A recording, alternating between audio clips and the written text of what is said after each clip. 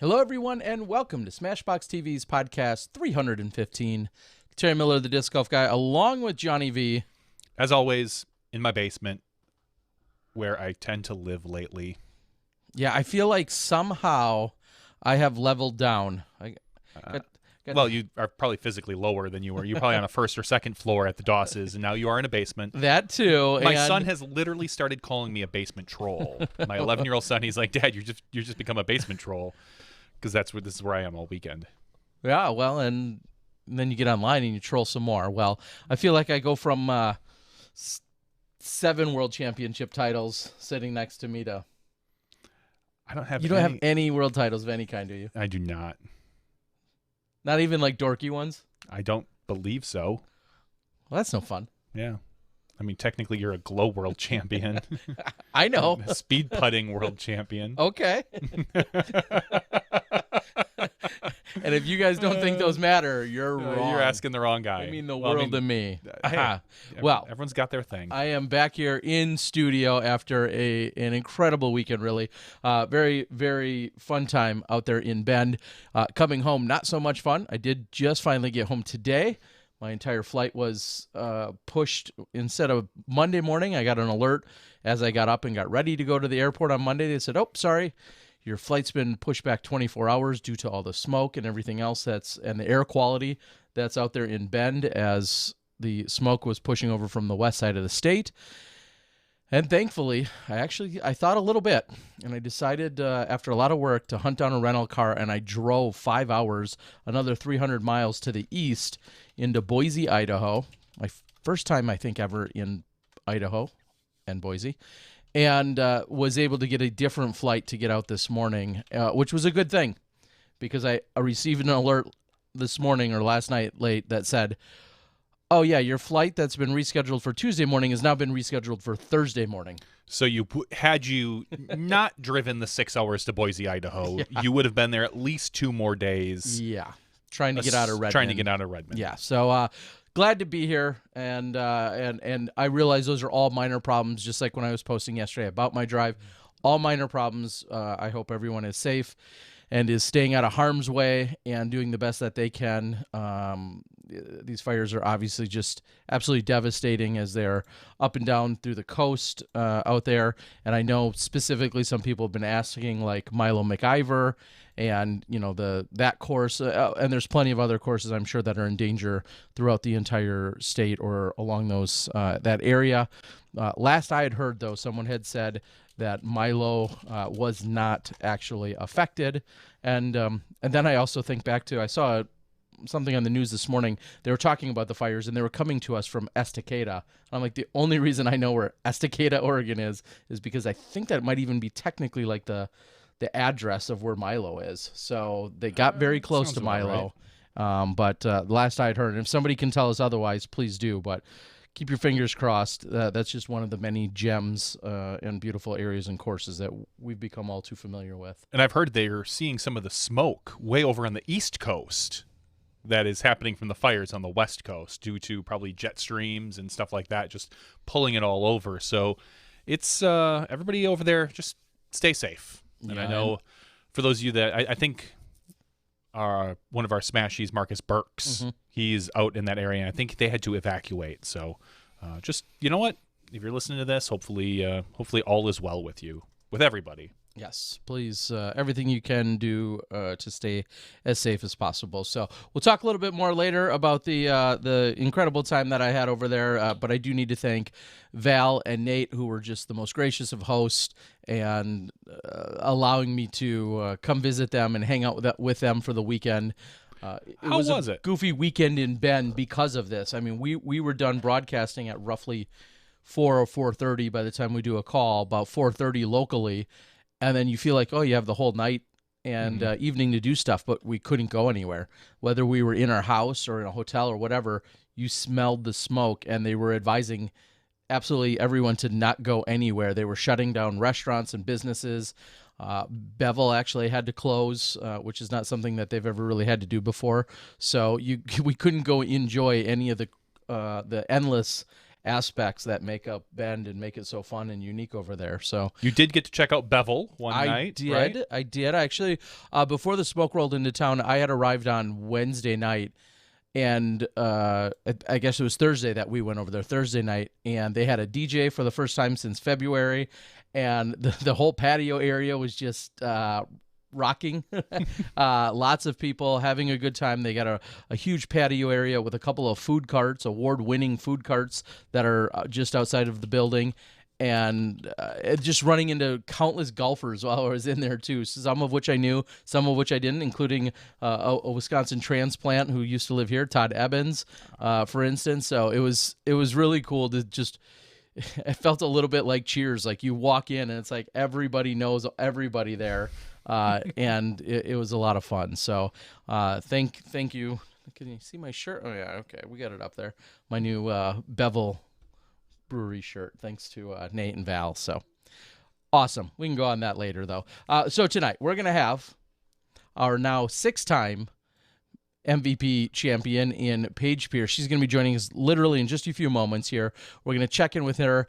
And then I did exchange a few messages back and forth with Paul Ulibarri. He mentioned that he'd love to come chat with us tonight. And if he's around and he's still available, then we'll chat with him another time. No, if he's around and available, we might be able to catch up with him a little bit as well. We'll see how that shakes out. We've sent messages, and then we played a little message tag throughout the entire day. So this weekend, you stepped back into the booth with Nate and Val. You took, you basically, kicked Jamie out of his position. No, as we know, Jamie, I haven't seen anything on social media about whether or not his child has arrived, but we're wishing nothing but the best for the Thomases as well. But that is why Jamie couldn't be at the show. He was home with his expectant wife. How was it to get back in the booth? Like, how did you feel? Did you feel like you just picked up right where you left off? Because it had been 8 months, a year almost since you were back there. Portland, I think, was the last time I was in a booth, and it was coincidentally with Nate and Val, or maybe right after Portland. Maybe the World Championships were shortly after that. That could have been something like that. But it was a lot of fun. I mean, how can you not enjoy yourself when you're sitting next to one of the two of them? I had a really good time.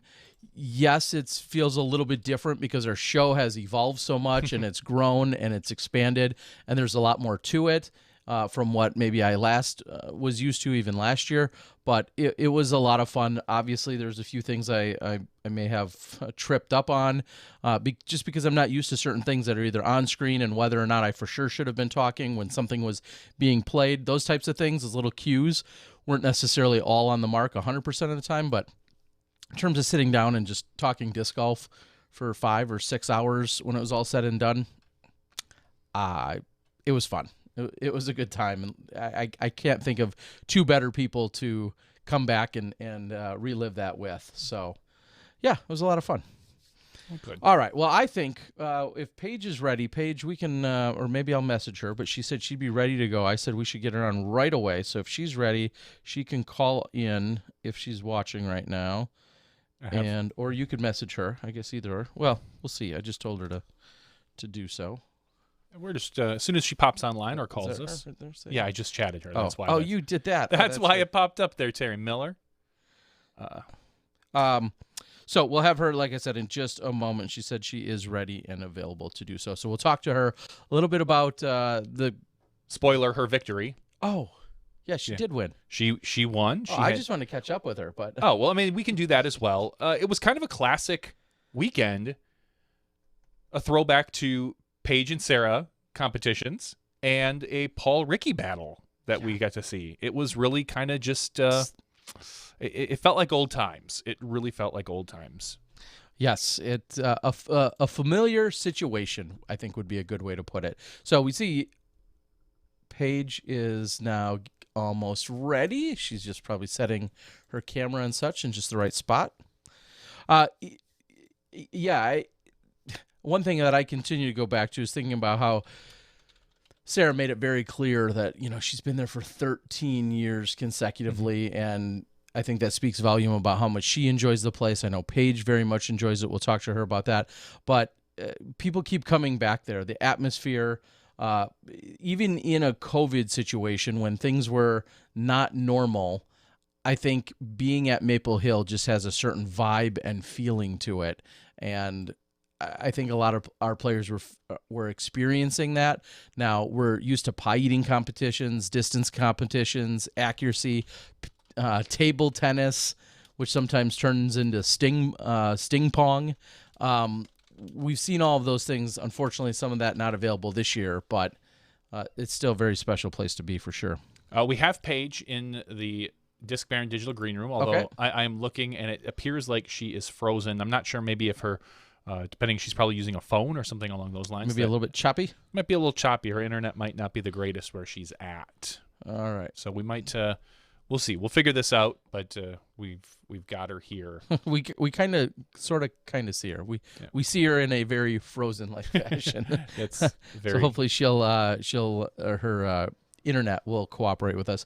Speaking of which, having there's certainly this huge advantage, and I know this was brought about even at the beginning of last year, but having a dedicated booth location, regardless of who's sitting in it, has become such a great asset and a great tool, knowing that we're always going to have the correct equipment, always in the right place, knock on wood, always have good internet signal, and all of the tools and whatnot that are required to be able to do the commentary from a few thousand miles away. I feel like there's just a certain amount of stress that has reduced from years past. There's been times where we've had to set up a booth in a church basement, and then maybe not have to break it down to then go set it up in a different place that afternoon or that evening, or to break it down from one library because we're actually going to another library to use that for the following day, all to go back to the initial library on the final day. We've just gone through a lot of those different scenarios, and so with everything being constant and in one place, a lot less stress. I can say that much. Now, the one downside specifically for the Doss family, they don't have a spare bedroom at their house because it has become a studio, consumed by being the studio. But it is very good to have one central location that had worked out so well. All right, so we appear to still have internet problems. A little bit. Looks like a little bit. I'm going to see if I can message Paige, and hopefully we'll be able to get this all on lockdown here with her. Paige, can you hear us? Just curious. I'm not calling Paige Pierce. Calling Paige Pierce. Let me double check. All right. It's always fun. Well, yeah. Sometimes that's I know. We'll get some details from her. I know earlier when I had reached out to her today and I said, "Can you join us?" and she says, "I'm not really sure. Got kind of a crazy day going on." She was just heading out on a boat. So there was some probably some serious fishing going on. Let's try this once real quick. All right. Paige, can you hear us? All right. Oh, there you are. Hi. Hey, Paige, we can hear you. Yep. It looks like we might have kind of a cruddy internet connection. So I think maybe what we'll do is we'll just do audio only. Does that sound okay? Give me a second. All right. All right. So you are on, just so you know, you're on the air right now. So you are live and on the air. Don't say anything, you don't want everybody to hear. So she muted us because she was going to say something she didn't want anyone to hear. That makes sense. We do invite you guys. Thank you for tuning in. We see quite a few people on our YouTube chat. Please, wait till we get Paige officially on and then go out and like and share this. But we do see you on the YouTube chat. We also know that we are pushing out to the Facebook page. So if you would like to follow along, maybe you've got a very well-structured and thoughtful and insightful question that you want to put on the YouTube chat. I will read that. I will regurgitate it, pass it off as if it was my own, and then ask it of Paige. But we see a lot of the regulars, and we love for you guys to join in on the conversation here. Well, let's sidetrack for. Let's talk real quick about, while we wait for Paige, let's talk real quick about the big news that we saw this past weekend. and that was Kevin Jones hitting an ace on hole number 16. It was filmed by GK. Yep, GK Pro. GK Pro. Yep. And it kind of went viral. Awesome. One would say. It looked like at one point it had like 15 million views on some Facebook page. On SportsCenter had retweeted it, put it on their page, and put it out there. Of course, everyone knows. I mean, thank goodness Kevin is okay, because he hit that wood and slipped the wood that's in the end of the tee pad, and it looked really bad, like he had just blown out an ACL or an MCL. And if we get Yuli on later, we'll talk to him about that. Ouch. But thankfully, obviously, he got up. He was in disbelief, and the video just went kind of wild. Incoming call. Yes, it was incredible. So first and foremost, of course, congrats to Kevin on an incredible shot. Hey, Paige. Hey, Are you there? Paige. Hello. All right, looks like we got you now. Awesome. Sorry about that. Oh, all it's good. okay. It All happens. good. We'll get back to Kevin. Well, let's ask you quickly, and we'll wrap up the Kevin conversation. What did you make? Welcome to the show, of course, first and foremost. Paige Pierce, everyone. Thank you. Thank you very much. Thank you for getting all that figured out. What did you think of the Were you out on the course? Were you doing anything at the time? How did you find out about it? Yeah. How did it unfold for you? The Kevin Jones ace. About Kevin Jones. So I'm guessing his ace you're talking about? Yes, correct. Yeah. Oh, practice well, day. it was a rainy day, and I wasn't playing a practice round. I was like just kind of putting around, but not really playing because it was really scattered thunderstorms. And it was on hole 16, and I was camping right by hole 17. So as soon as they finished it, they walked over towards 17, and we were parked right there, and they were just like freaking out. Kevin's like, I just threw the best shot of my life. And Luke was his ultimate hype man, just, talking about the shot and him falling. And it was just so fast that I couldn't even really make sense of it. So they showed the video right away, and it was just like crazy.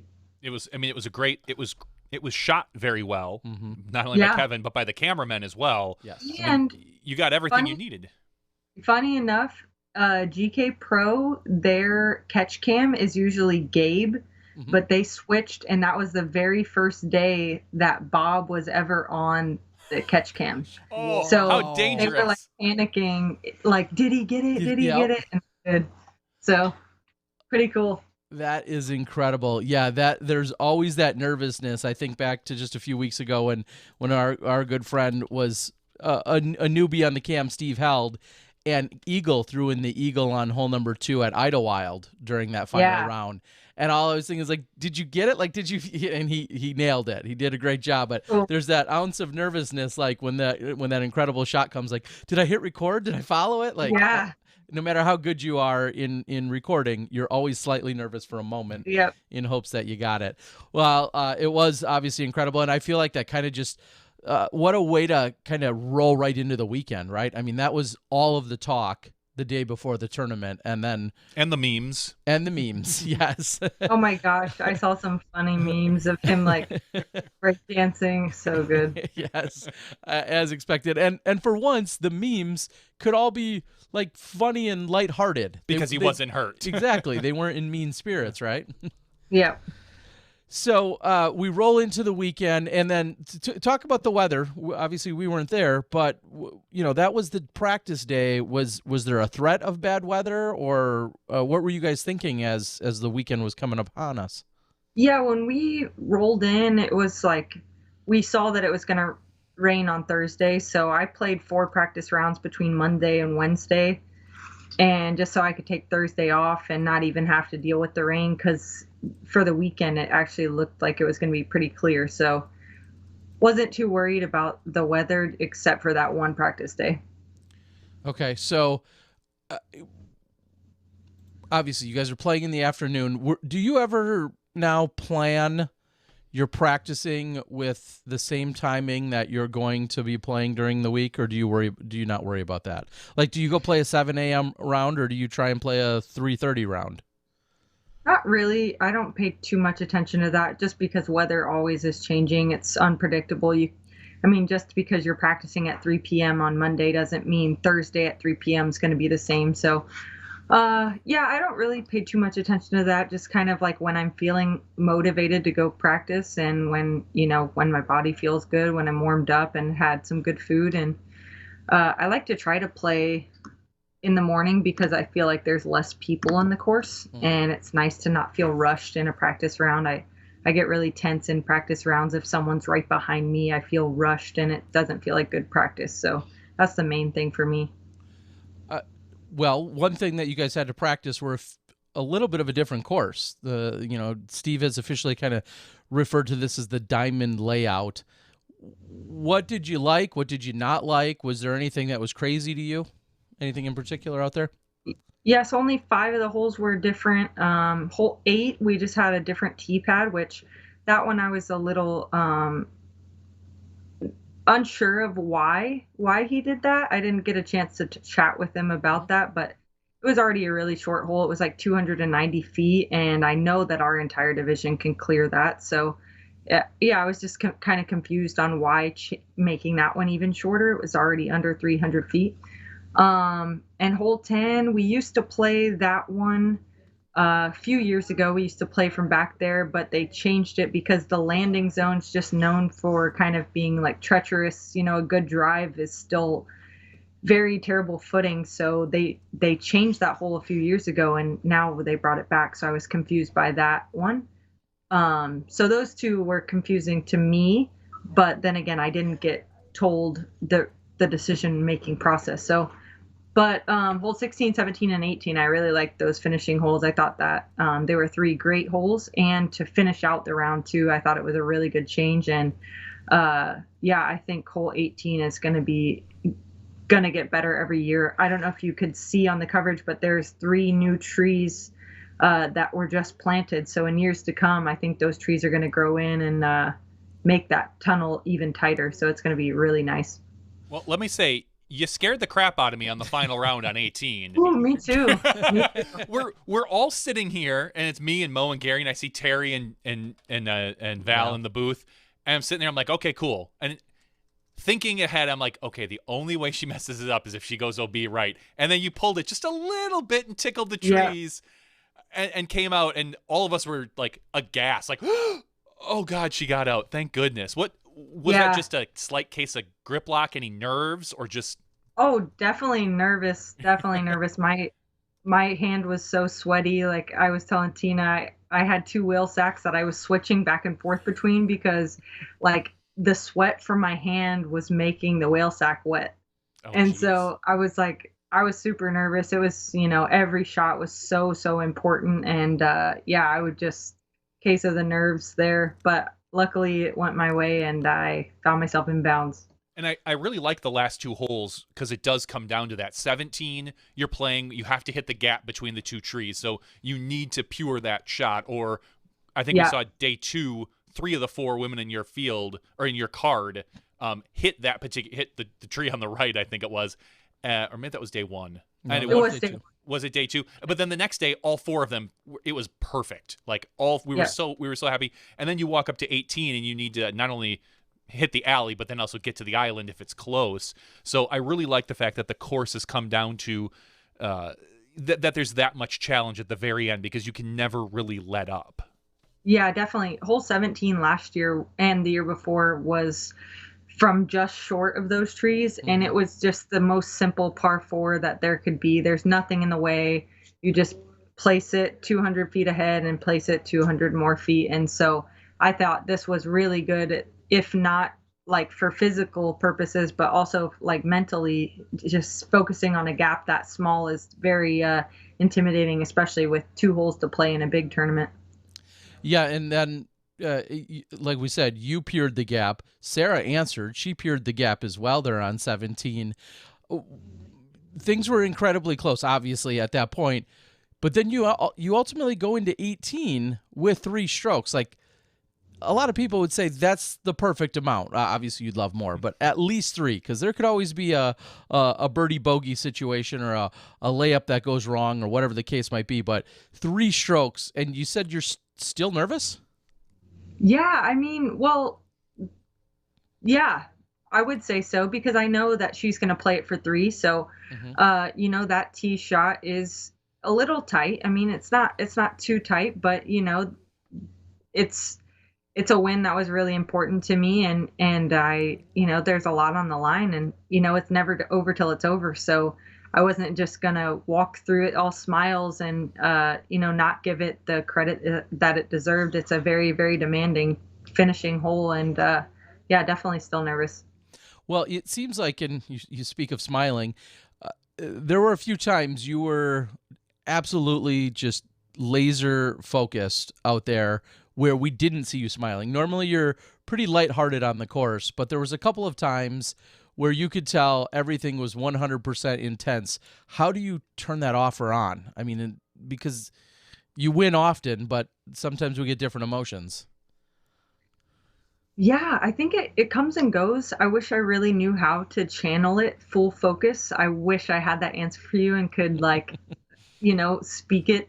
But it's something that just kind of comes and goes. And for me, I know Ricky talks a lot about momentum, and it's definitely something that's very important to have. And if you don't have the momentum, to kind of like channel it and go after that momentum. And I think that definitely helps the focus, but a lot also does come from, I think, the fans watching.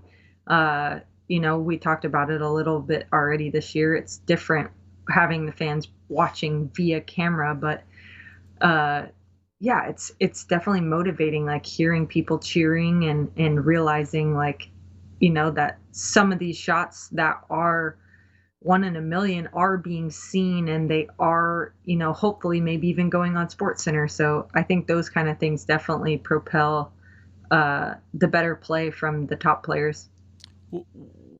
Whether it's momentum or focus or anything else you might want to call it, what were some of the moments that really jump out at you from the final round? I mean, I'm looking at your scorecard as to where you and Sarah were going back and forth, and maybe it was a par, I don't know, but what were some moments that really jump out for you about that round, that final round?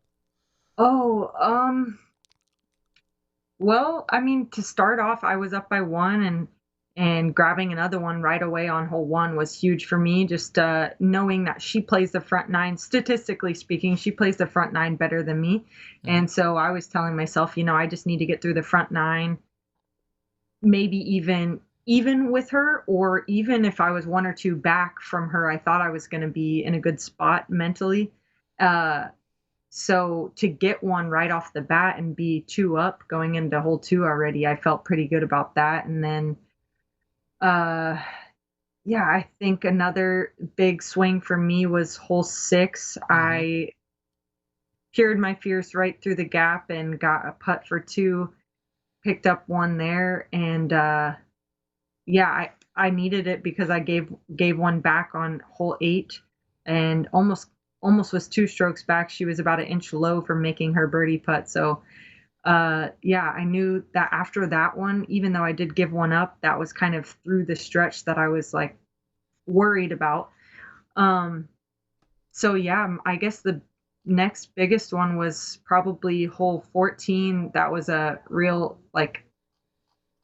memory of mine. I was telling myself that, if I was inside the circle, I should give it a bid. And honestly, I was really, really focused on my drive, just trying to make sure I didn't have a putt, so I didn't have to make that decision, because I've been known to make silly decisions or risky decisions maybe. And so I got up there, and it was a little outside the circle, maybe 35, 38 footer. And I thought about it for a minute and decided it wasn't worth it. There was only 4 holes left, mm-hmm. But then I told myself there's still 4 holes left, not there's only 4 holes left, and that I knew that there were some holes that played to my strengths coming up. And I mean, the only thing that kept me even considering running it was just thinking if I hit this putt, this will be a putt I remember for the rest of my life. So, and then I was just thinking, that's not worth it. There'll be a lot of other putts. Wow. And yeah, I decided to lay it up. But yeah, I'm just glad that one didn't need to be ran, because that is what kind of sits sits on your mind after a loss. You know, if it would have went the other way and I would have lost, I would have thought about that putt on 14 for a while, I'm sure. Did the day before influence you at all? Because I think you hit off the rim and went in the water on day 2. Was that, or was that day 1? That was day 2. Was that day 2? Okay. That was day 2.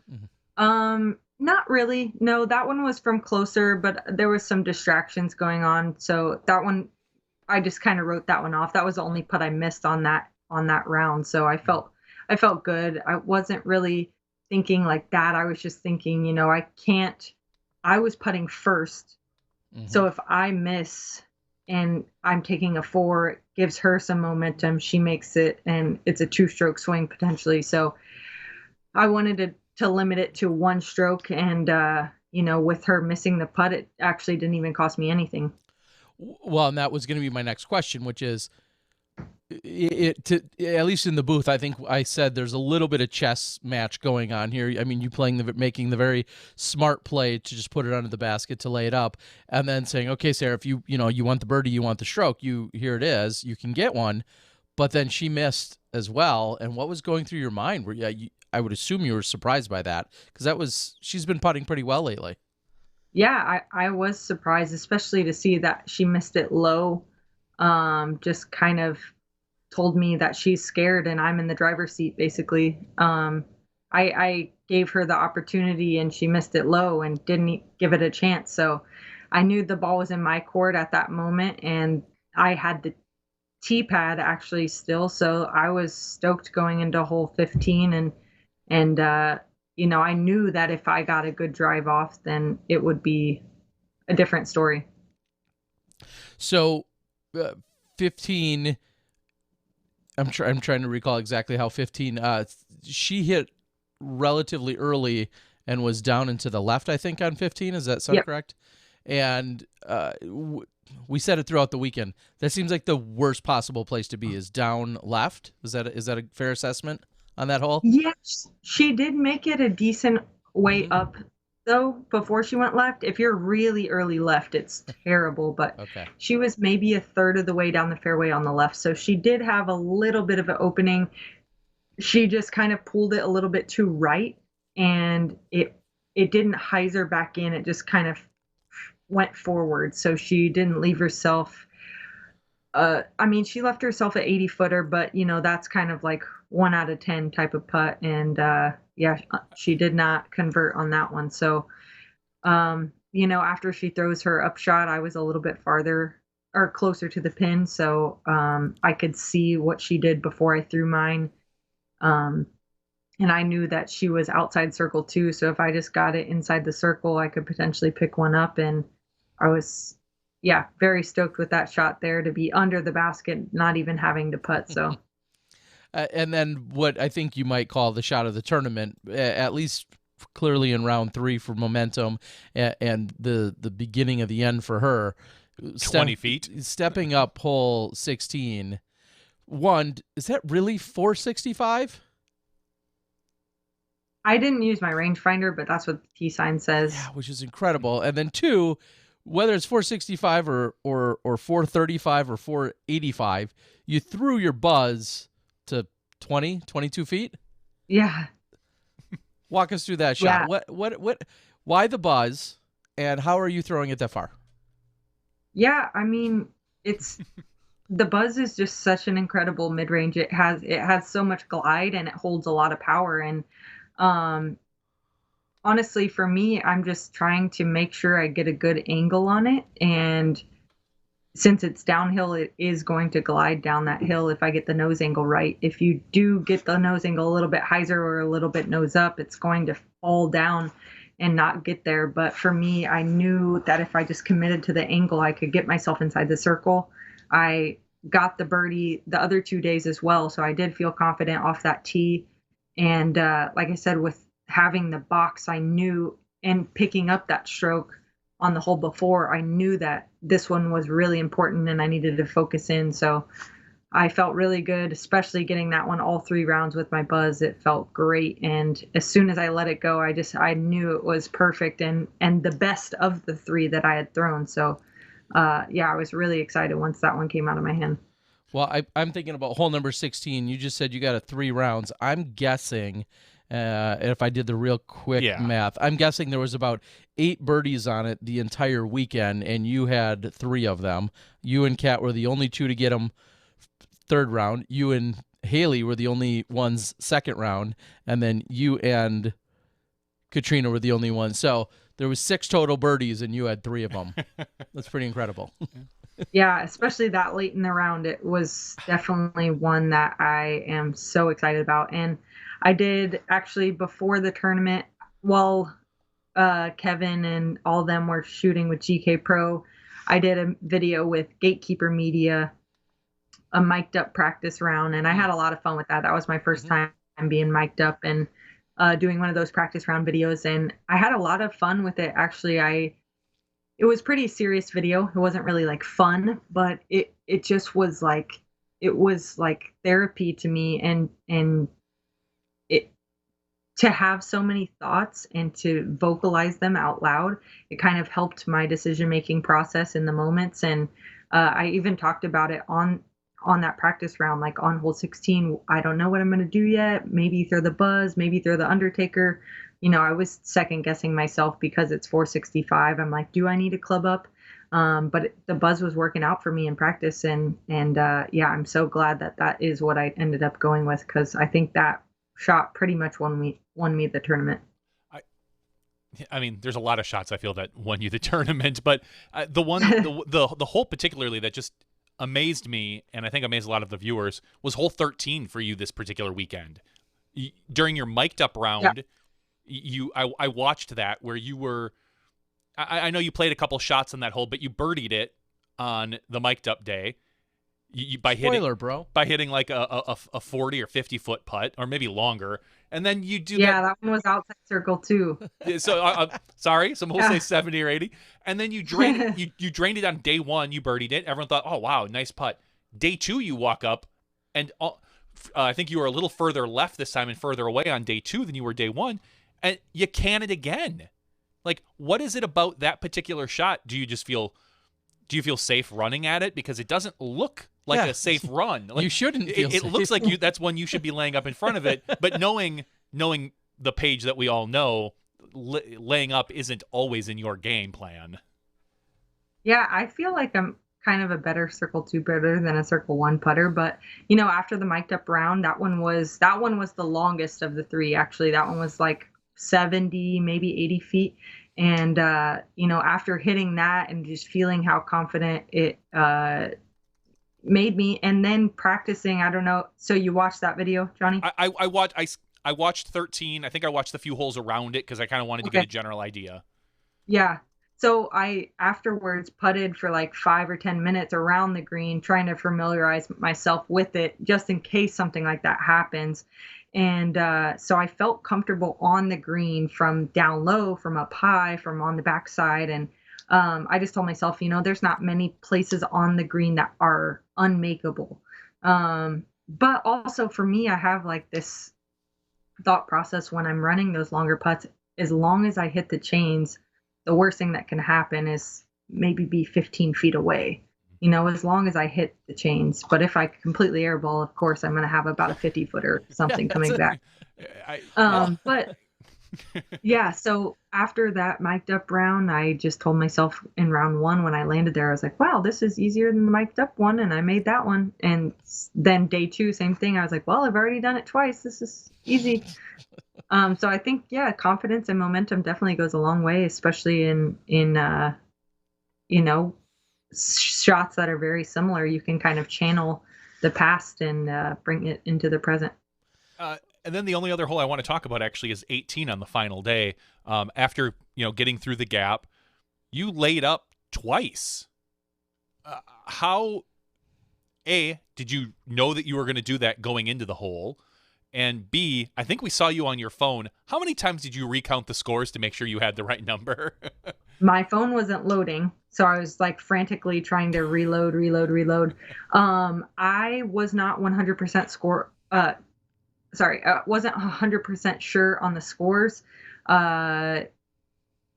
Slight side note, we are having a weird thing going on with our scoring lately due to Corona.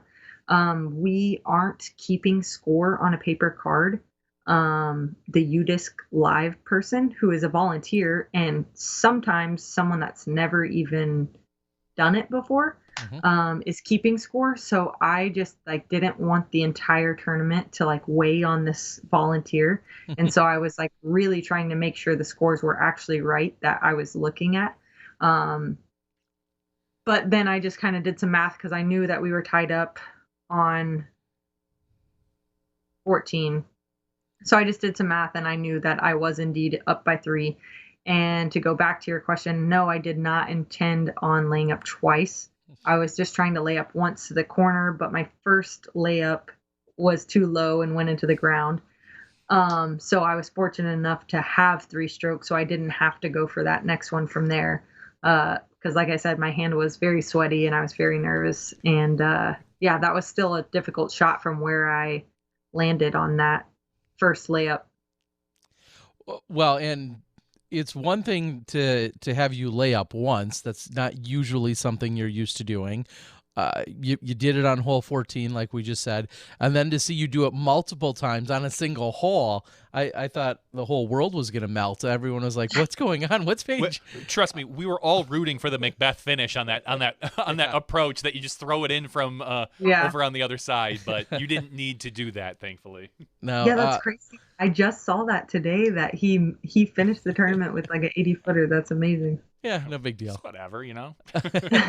So yeah, that was in the back of our mind as we were then watching. Obviously, you finish out and thinking, well, okay, she just has to put this close now. Obviously, she's just looking for a tap in. And then for a moment, I remember looking at Val thinking, oh my gosh, she could put this in. That would be incredible.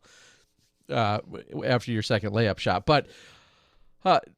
One other thing you talked about a lot this weekend, where I maybe you just said it once and then we repeated it a lot on the live broadcast, is your love for that place. How you feel about it, the vibes, how reciprocal that might be.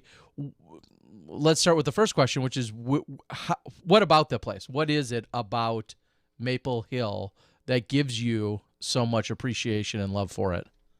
Oh, well, my first year on the road was 2010, and I went to a lot of big tournaments, and that was the first one where I felt like, and at this time I was 19, and I wasn't sure if disc golf was like what I wanted to do for the long term, because this was my first year on tour. I'm like just trying it out. Is this what I like? Is this what I want to do? And there was a lot of cool spots. We went to Beaver State, amazing there.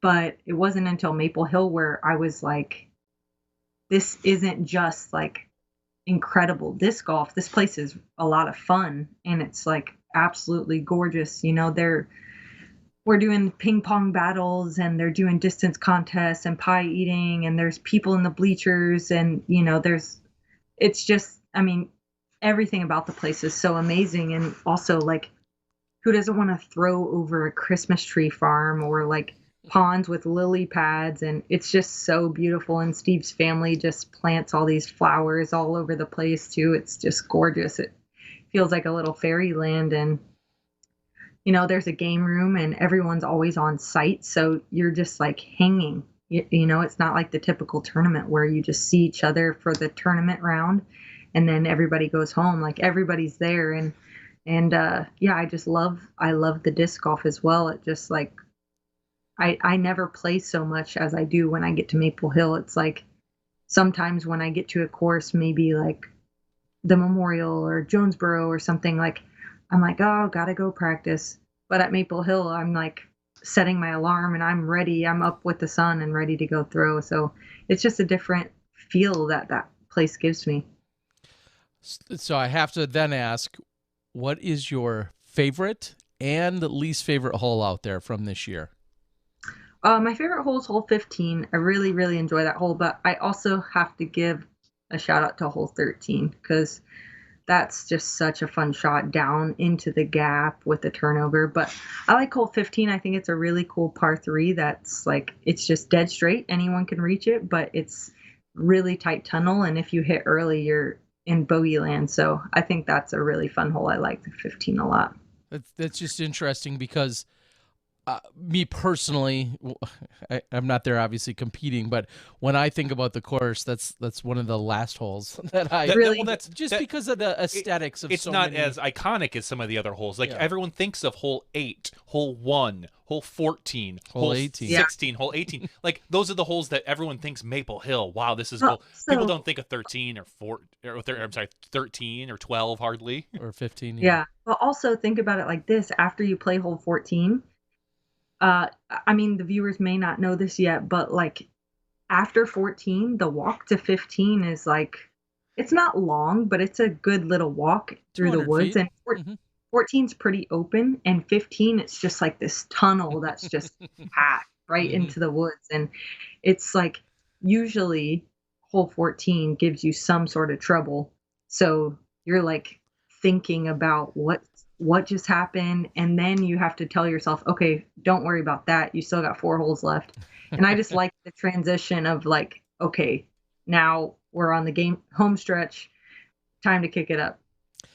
Yeah, and what's also funny about 14, and for the 14 to 15, as you just mentioned, it's almost like no matter how bright and sunny or how beautiful it is or what time of day it is, when you walk off of 14's green and you head to 15's tee, it gets dark or darker because it's full. It's completely Foliage. shaded as you walk into that wooded area.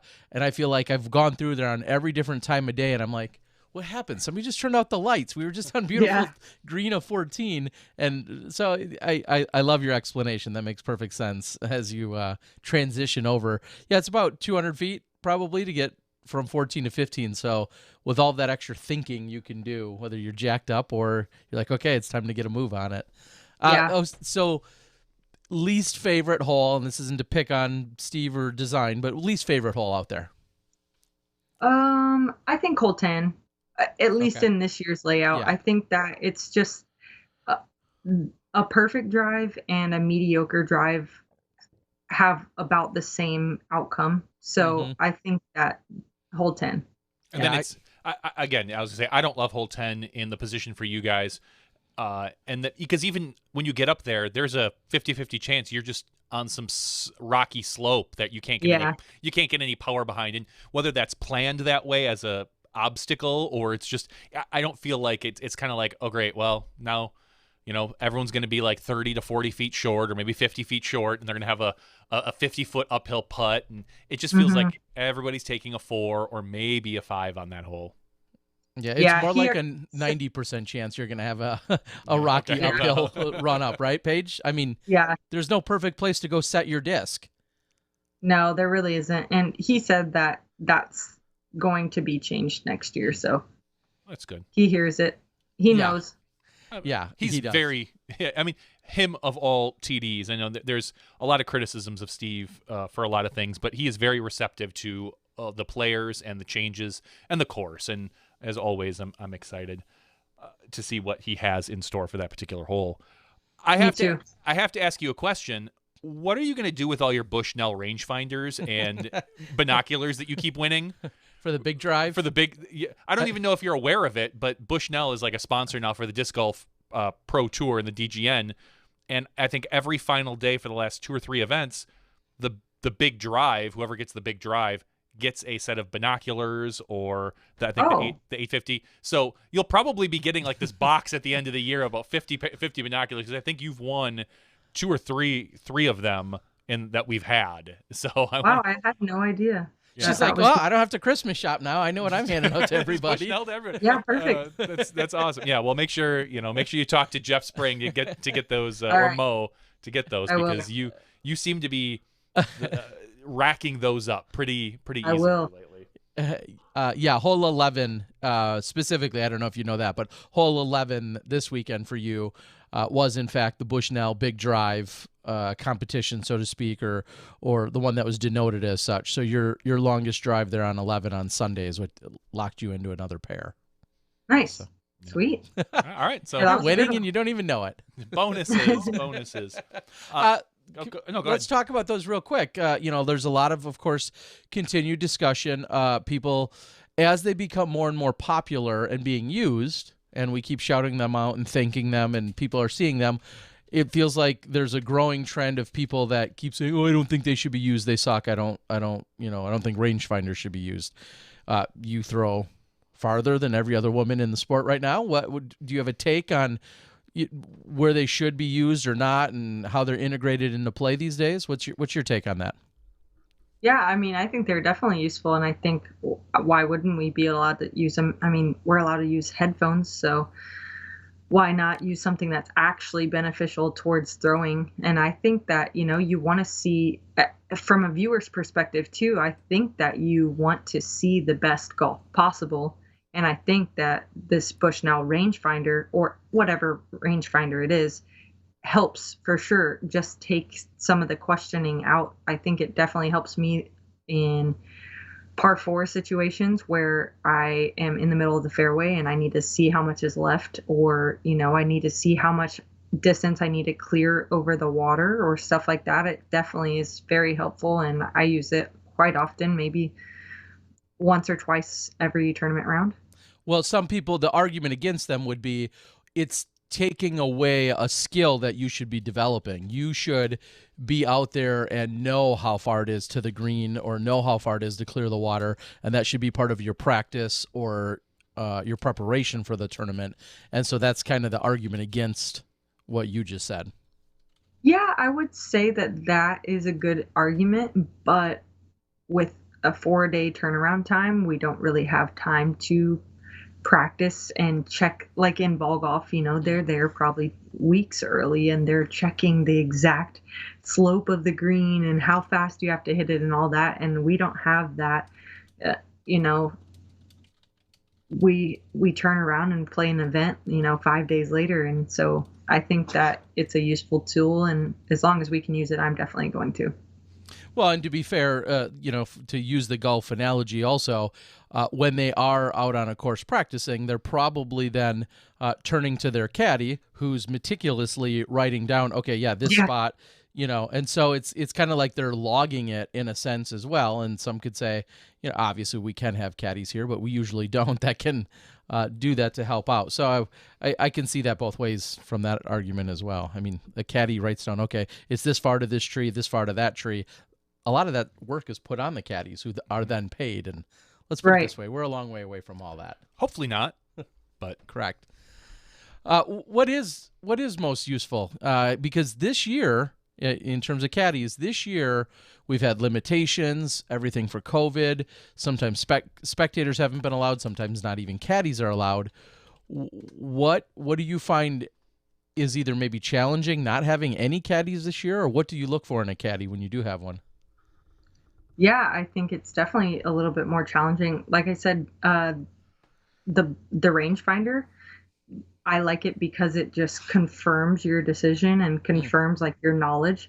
And that's the same thing with the caddy, like just having someone there where I'm like, hey, I think that the buzz can get there. What do you think?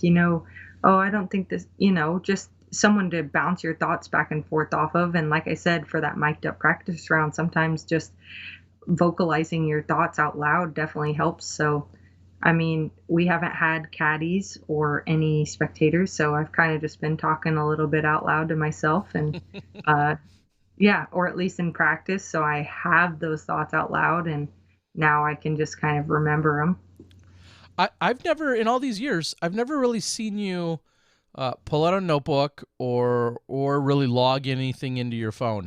Do you ever take any kind of those notes that aren't just purely mental? I took notes at Worlds in Peoria, and Tina caddied for me that week, and she also took her own separate notes, and we had those going into the tournament week. And yeah, I still have them. Actually, I found them just a little bit ago, so I looked at those the other day and made me smile. But yeah, I haven't done it too much. I think, I think that I have a good memory, and especially when we're only playing like one course per event, typically, sometimes two, it's pretty easy to remember all 18 holes, especially because we've played the courses before in previous years. So yeah, I don't find a need to do it, but I'm also not against it if it's too much knowledge to kind of recall like on the spot, then I will write it down. And speaking of recalling, we somehow got all the way back to a thought I had way earlier, which is you just played 3 rounds, you won, great tournament. If I asked you to recall any given hole or shot from a week ago at the GMC, 4 rounds, 2 courses, could you do that? Or has that been largely taken out of your mind? No, yeah, it might take me a sec, but I definitely remember them. Okay, so if I said You got one? yeah, no, this is just off the top of my head. Okay. I'm not thinking of anything in particular, but I will throw out your 3rd round hole 4. I should have picked a specific hole. So we went Brewster, Fox, Brewster. So we played Brewster 3rd round, hole 4. Oh, okay, 3rd round, yeah. Yeah, okay. What do you want? What did you take? What did I take? Well, I threw my soul off the tee, and it was in good position. And I actually I went for the eagle, or for the birdie, which I usually play that hole for par. I threw my buzz, and I hit the last tree, kicked me down. I threw my fierce up, tapped in a 4. Okay, that's right. Okay, we now have a new game to play in the off season with the pros. We're gonna pick a course and pick a hole and see if a pro can remember. But the last time we talked to you is when you won DDO. So we're gonna take this one step further. Now that we're here, we're gonna go to DDO round 2. Yeah, Johnny's got to go dial this in. Round 2, and I'm just gonna pick a number off the top of my head, like hole number 12. Okay, so 12 is the 9. I can give you that help if you want it. Hold on. 12's the one with the bush in the corner, the big bushy tree. Mm-hmm. Yeah, I got the birdie all 3 days on that one. Well, then that's too easy for you. Inside the circle. Well, you're right. You nailed it. That was my best hole of the tournament, actually. Oh, birdie from 16. You had your chance to stump her, and you failed Terry Miller. No, that's awesome. I declare this a win for Paige Pierce this particular game. So, speaking of winning and how well you're doing, the division lately has been. It feels like it's been you and another FPO player back to back, like battling each other for the last few weeks. You've been in it, but it's been a different FPO player each week. Is that more exciting for you or less exciting? Like, do you enjoy? I mean, we had this weekend. It was Hokum. Last week it was Haley. Before that it was Kat. Mm-hmm. We've seen different women almost every week. Do you enjoy that? Does it make it more fun? Does it?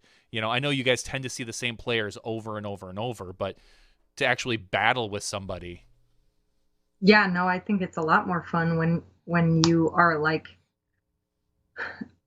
having to fight those nerves and having to fight that nervous sweat and the decision making and deciding to lay up or go for it. Or I think that definitely brings the element that I love so much, which is just like adapting and improvising and playing towards the actual situation. I think that's a lot more exciting and entertaining than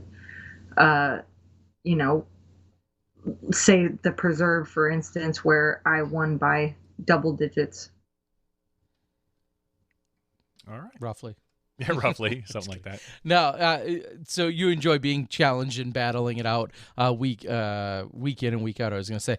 So speaking of fun and entertaining, though, you've also been getting more and more active in terms of your YouTube channel and then collaborating. We know GK Pro has been someone that you've been working with, and you've been actually, I believe, paying them for the rights to their footage so that you can do your own thing. Kind of break down what you're doing and what people, if somehow they're not keeping up with it, what exactly can people go out and find these days? Because I know you've been releasing stuff left and right lately.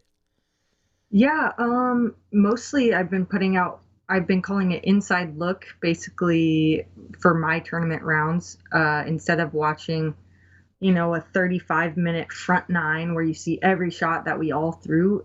It's my entire 18 holes, every shot that I threw, and I do the commentary. and tell the viewer like what was going on in my mind, why I chose what disc, why I chose what line, how windy it was, what thoughts was I thinking. Again, that's kind of like therapy to me, and just like a good tool where I can like vocalize what went wrong and kind of fix it for next time. But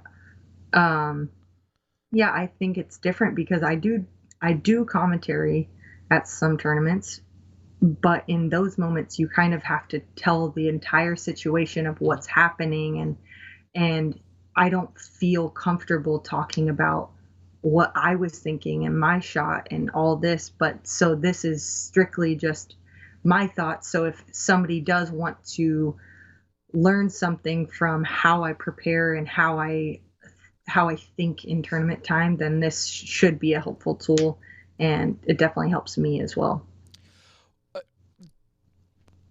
Only from a production side, I'm just curious about this. Do you, because you've become an editor, do you edit the clips together yourself, or do they give you all of the clips on a basic timeline and then you manipulate them? What's the process there? Yeah, I actually don't do any editing with it. That's what I'm paying them for. So awesome. I did a lot of editing during the beginning of Corona and also in the off season, but it's just entirely too time consuming when I'm trying to play practice rounds. And so yeah, they do all the editing. All I do is open up Premiere and voice over the commentary and export. But I have been getting some feedback that I should maybe pause it at times and kind of give a further breakdown. Yeah, but yeah, it's kind of hard with a time constraint. So trying to figure out what I can do to make it better without like making it too high of a commitment time-wise. And where can they find that? Oh, it's on my page. No, not on my Patreon. It is also on my Patreon, but it's on YouTube. My YouTube channel is Paige A. Pierce. YouTube.com/Paige A. Pierce. And I also have the mic'd up practice round. That was the first time that we did that, and I really enjoyed it. So we might do that again. It seems like it got a lot of good feedback. So I think that we'll probably do that again. And yeah, I've been doing some kind of like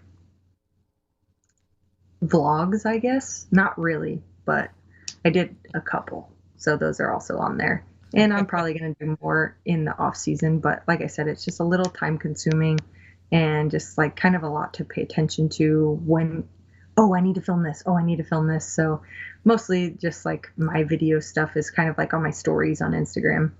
What specifically are you breaking down every single round? Are they providing you, or is it always just final rounds? Is it events you win or lose? What is your mentality when you want to go and do the inside look? What's your mentality on which round should be there? Are you doing them all? Yeah. So I've done all of them actually. I'm only through D-Glow right now. So I already have the coverage for Ledgestone, but I haven't put that out yet. Yeah, they're doing every round that I make the lead card, obviously, that they're filming. So Idlewild, I had 2 rounds filmed from them, but final round I wasn't on the lead card. So it felt weird to put up 2 rounds and then not have a conclusion. So I didn't do that one. But yeah, there's always a chance that I could do it in the off season or something like that. But yeah. Well, it sounds like a great way for you. Not only did you say it's therapeutic for you, and I think, they say to teach is to learn twice, I think is the phrase that I didn't learn. Okay. But I'm sure that helps you. But then obviously, as people on the board have said tonight, we love hearing those inside looks. We love what's going through your mind. Why did you choose this disc? What was the wind doing here? How nervous were you? People love to hear all of those details from any of our top players. So yeah, I would awesome. Think that, but they haven't got many views, so I'm kind of feeling a little bit like I need to try something else. But like you said, maybe it's for you, more for you than them even, right? And that's totally why I'm still doing it. Yeah. But it is like I do spend some time doing this, and like I also think that it will be helpful. And I get a lot of messages like, do you do clinics? Can you help me with this? And I don't really have a way to do that, especially now with Corona. So this is kind of like the closest thing to it. Well, I actually do have, so on my Patreon page, I have multiple different levels, and my highest tier, which is called the Elite Team. So Elite Team Patreons of mine, once a month, I'll do a form analysis breakdown. So they'll send me their form via video and I'll critique it. And also I do quick tips where I'll probably do like 2 to 3 a month, where something might strike me that, oh, this is helpful, I need to share this, and I'll put it on there, and only my Patreon Elite members can see it. So awesome. I do a lot of that stuff for my Patreons, but that's not public for people to see on YouTube. So this is the closest thing public-wise that I do, like clinics, as of right now anyway. A moment ago, you said the off season. Maybe you'll get to it in the off season and whatnot. So as we're moving into middle of September, we think about we all know what kind of the big events that are left. We talk about Jonesboro, the Pro Tour Championships, and the U.S. Women's Nationals. Those are the three that I would think would at least be somewhere in your mind. So my question is, we'll start with Jonesboro. Are you planning on playing that? Yes, I am. So the plan is, I'm in Maine right now at my friend's cabin in the woods. Sorry about the bad internet. No, good. Okay. But tomorrow morning, actually leaving from Maine to go to Winthrop to practice. The course is already set up according to JP. So gonna go play there for a few days, maybe close to a week, and then go to Jonesboro because the turnaround is so quick. So gonna practice at Winthrop for a little bit before Jonesboro and then come back. Wow. Okay. So I did the geography the other day. It looks like it's about 10 hours from Rock Hill over to Jonesboro. So yeah, 10 and a half. Okay. So you'll go down there, you'll get a ton of practice in, come play Jonesboro, and then turn around and go right back. And Jonesboro's played on Thursday, Friday, Saturday. And so is it? Yep. On purpose, so that they would have more time, because then the USDGC or the US Women's would then start on Wednesday. Now, speaking of that, I guess the US Women's would be my next one. Is what's the course going to look like? Is it the exact same course? Are there going to be some differences that you guys will be playing out there at Winthrop as opposed to what we'll see from the USDGC? Yeah, so I've been talking with JP because I told him I'm coming down there tomorrow and want to know, like, is it set up or what do I need to know? So we do play Winthrop Coliseum course, and we are going back to the old holes 1 and 2. So there won't be those 2 holes in the golf course anymore. Oh, wow. Okay. And that's for both divisions or just FPO? I assume both divisions. Okay. Yeah. Yep. Okay. And then there will be 6 shorter tees. So we're playing 12 of the same holes as the men. 6 of them are going to have shorter pads. And other than that, it's all the exact same course. Okay. How do you feel about that? You've played the USDGC layout in its full configuration. You won the Performance Edition there, in fact. How do you feel about playing 6 different tees, or is that something you have to wait to see when you get there? Yeah, I'm not sure which 6 it is, so I can't really speak on that yet. But, I mean, knowing at least that there's 12 holes that I already know pretty well, I feel excited about that, a little bit less preparation in a short amount of time. But, yeah, I like the way the course plays, and as long as I can just play to land safe. I think in the past I've had success just throwing putters and mid-ranges and not trying to throw something overstable towards those ropes.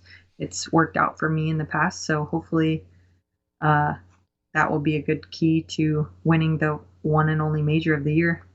Which brings me to my next question, which is, it is the one and only major, and it is at a very iconic place. However, the competition for you will likely be what we see at any of our other really strong Pro Tour events. It's going to be a lot of the same women. Will it feel that much more special, like a major for you this year? Because we're still not going to have our international competitors. I mean, will it feel that much extra special to you still, do you think?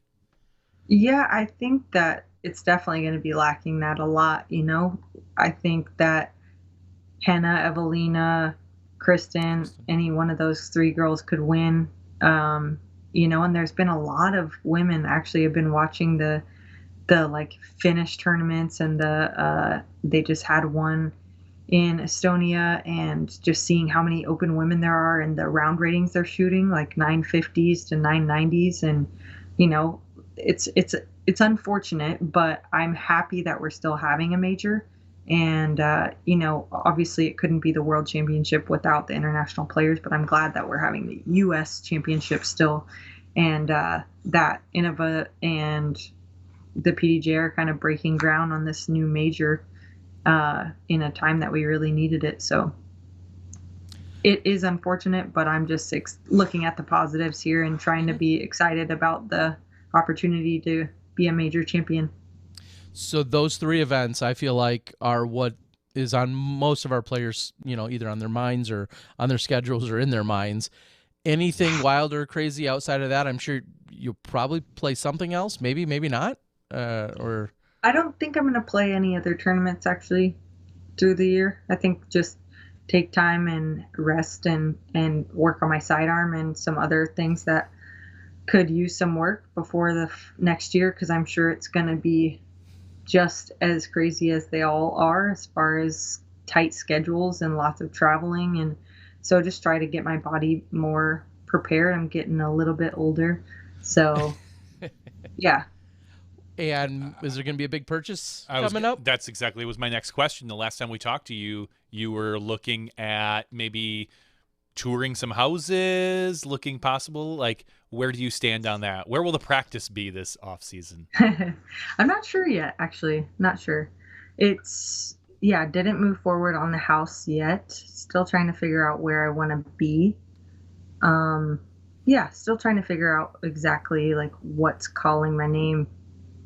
I'm kind of a wanderer, so I feel like thinking about like being in one spot is a little bit terrifying for me.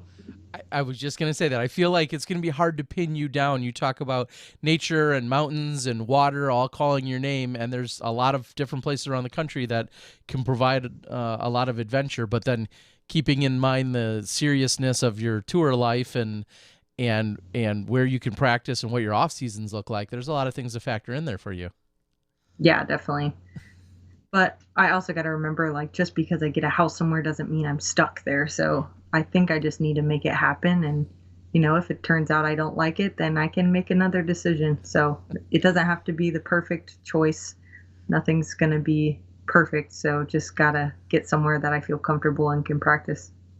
So I want to talk real quick a little bit about your sponsor, Discraft. I want to get into your bag a little bit, actually, which we rarely do here.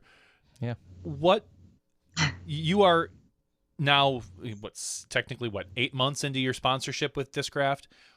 Has there been any surprises? Have you brought anything into your bag recently that you didn't expect, that maybe you didn't have at the beginning of the year? Like something you were like, wow, I didn't realize how good this disc was. I mean, a lot of people know the Buzz and, the Wasp, or, all Macbeth's discs, or now the Fierce, so to speak. Has there been any surprises in your bag? I would say no, not since last time we talked. I know that when I first got on the team, I was really surprised by the Soul. Especially later in the year, I've been throwing it quite often because it's wooded. It's good. It's a good glidey, understable speed 4 disc. So I've been throwing it a lot lately, but that's not new to my bag per se. I haven't introduced any new molds to my bag, just beating in the molds that were already in my bag. So that's kind of where I feel my bag's getting stronger every week, because I'm getting to know my discs better and better, and they're starting to break in now. So I know they're not just like these overstable meat hooks. They're kind of getting touchy, and I can penetrate forward on some sweet lines in the woods. Any We're going to try to pry this out of you. Any plans with you and Discraft for the off season as far as things we can expect to see? Are we going to see any more Paige Pierce discs? Anything unique? Yes. Yep. Yeah, I actually talked to them yeah. I am not sure what I want to design yet. I've been hearing a lot of feedback for like a fairway driver, but for me, I already have my name on 2 incredible fairway drivers that I love, Stalker and the Undertaker. So I'm kind of leaning more towards a driver, something similar to the Surge SS maybe, glidey and neutral flying and good for slower arm speeds as well as faster arm speeds. And yeah, I think that's kind of what I'm leaning towards right now, but nothing's set in stone. They just kind of gave me the go-ahead to start brainstorming. Oh, great. Just make sure it feels good in the hand. It's got to. That's a little joke on that. Every time we hear anyone break down discs or do a disc review, just in general, it's always like, "Oh, it feels really good in the hand. You can put it on any line." There's like 10 lines that everybody uses all of the time. It just goes wherever you want. It holds this. It does that, and feels good in the hand is one of the favorites. Yeah, we got to get more creative with our words. So sometimes it's just funny when you listen to people, like I said, break them down. Is there? Well, I'm looking at breaking down the tour standings from the Pro Tour, the one main tour, the everything that was your major lifeblood of competitive disc golf this year. You've got the tour wrapped up pretty much here. I mean, somebody could run some math, but in my opinion, you've got the tour wrapped up here. What does it feel like to, the one serious competitive series that everybody wanted to be part of this year? You've got it on lockdown. How good does that feel? Yeah, I mean, not necessarily even just like the tour overall, but just kind of like, or like, let me think about that. Sorry. I think more so like what I feel accomplished about is the consistency, and just like, with this win at Maple Hill and then like a win like at Memorial, where they're completely different courses, and I feel like my game's at a really good spot all around, and just like showing up week in and week out. Sure, I've had a couple showings that weren't something to be proud of, but just knowing that that was one weekend and I bounced back strong, and just feeling consistent, and like I said, every week just a little bit even better about my bag. So also just that these are the only tournaments I'm playing, so just to be competitive and to have it on the highest stage possible and to come out with some wins has been definitely something where around April I didn't even know if that was going to be possible. So just really excited that I'm even able to stand up and accept a trophy. Yeah, and I was just going to say, I think you maybe just answered my question of, with the craziness of this year, do you feel like you got through this year as best as you could? And maybe you kind of just answered that. Yeah, I think so. All 11 Pro Tours is huge, and every sponsor so far of all of the stops has exceeded the expected cash payout. So they've even been bigger payout wise than other years. So that was awesome to see, because there are more, but as far as Pro Tours, there's only 11 events that are like keeping us afloat.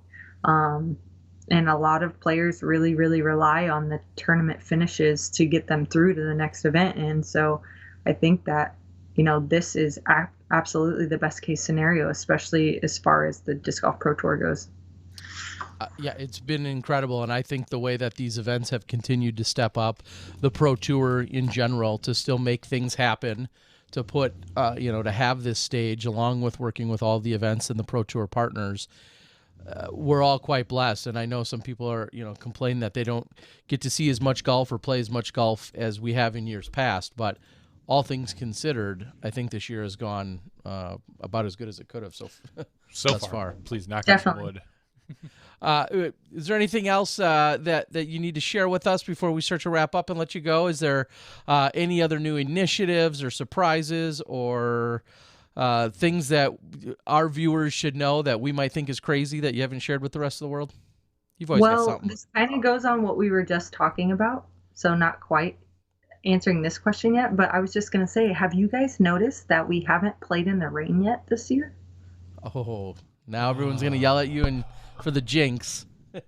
I know, but I said this a few weeks ago and it still hasn't rained. No, I'm a little worried about some of the events coming up like USDGC because it is kind of right at the tail end of hurricane season. We've seen it in the past. Yeah. And looking at there's like 4 hurricanes kind of boiling up, and I'm thinking, I'm not a weather person, but I'm like, are those going to get to us in like a month or like 3 weeks or 2? I don't know, but I just keep thinking like, oh yeah, we've been fortunate to hit just like very light rain, if any at all.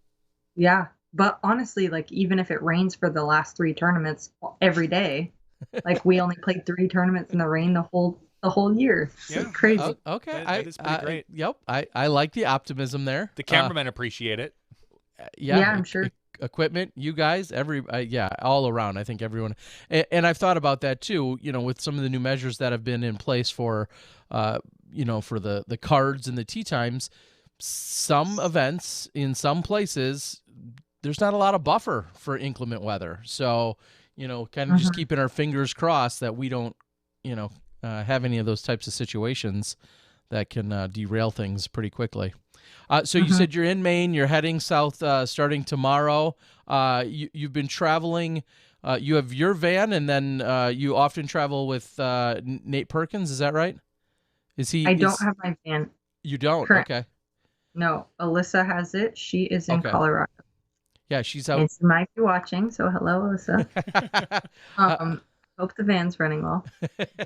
Well, she's got her ukulele. She's singing every day. I'm watching all her updates on the stories. She seems to be doing just fine and enjoying life, which is great. It's you and Nate. Are you guys heading down to Rock Hill? Is that what you're saying?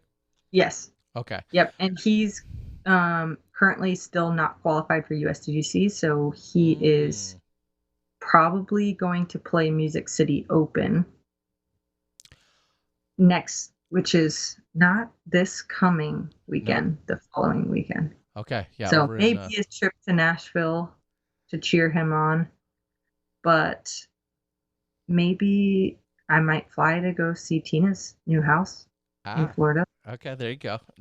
There. I was gonna say, no rush. I know they're expecting a hurricane as well coming up on the Gulf. The Panhandle is in the next couple I'm days. kind of out of the loop on the news. It's a little depressing. So I try to just stick with weather. That really affects me. The rest of the news can kind of just do its own thing. I'll if I don't see weather if I don't see any news until about November 1st, I'm good. Yeah. Get out and vote. Things have been crazy, needless to say. And I think back to, so many months ago when you and I were talking at the beginning of Waco or just before Waco and not knowing, how serious everything was. And here we are, a crazy 6 months later. All right, Paige, give some shout outs, where people can support you, how they can support you, what you'd love for them to do. We know things are a little different this year, more so than ever. So if there's any way people can support you or find you, give us all the deets. Yeah. I mean, I just realized the other day that I haven't done one award speech because we don't have award ceremonies. Do you want to give them all now? Line up like 9 of them. No, but I do want to give like a virtual thank you to my sponsors because they've been so awesome this year, and I haven't really even like thanked them on a like podium. So I feel like I've had such a great support team this year through Discraft and OTB and Grip Equipment and Thunderbird Bars and Whale Sacks. So I want to thank them big time. So if you guys want to check out any of their stuff, I encourage it. OTBdiscs.com. They have every manufacturer. So if you guys are looking for a disc online, hit them up. And I have some new stuff dropping on there pretty soon. Some new hats.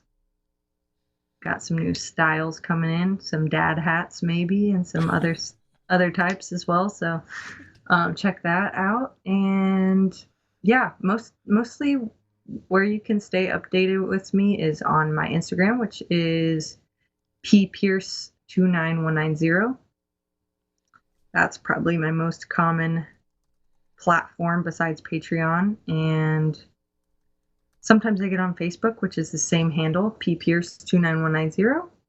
And other than that, check out my YouTube channel for some new content coming soon. And probably the next time I'm on Smashbox. Well, hopefully we'll have you on maybe like right after, I don't know, U.S. women's. Championship. I mean, that would be, I'm not jinxing anything, but as you know, win, lose, or draw, you're always welcome here. We love talking to you.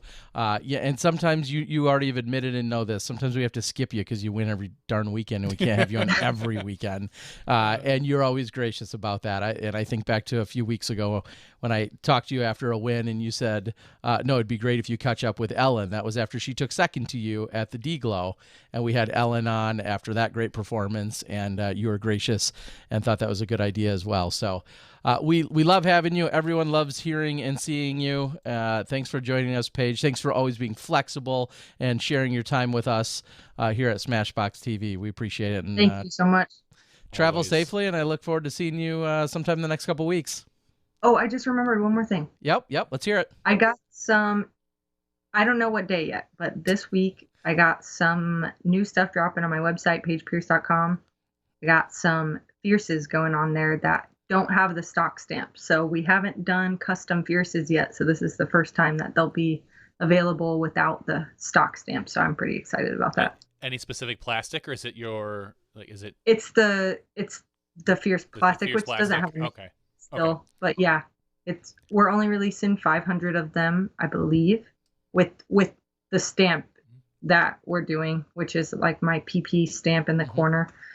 500 of those this week on my website, so I'm excited about that. And I just ordered a bunch of new like apparel, like shirts and hoodies and stuff like that. So yeah. All right, sweet folks, you heard it first. Get out there. Get out to the Paige Pierce website. Get those. Just get make those sure fierces. you set five aside for me, so I don't need to go race to all those other. I might people. set you one aside, Terry. I mean, I'm ready to pay whatever you need to pay.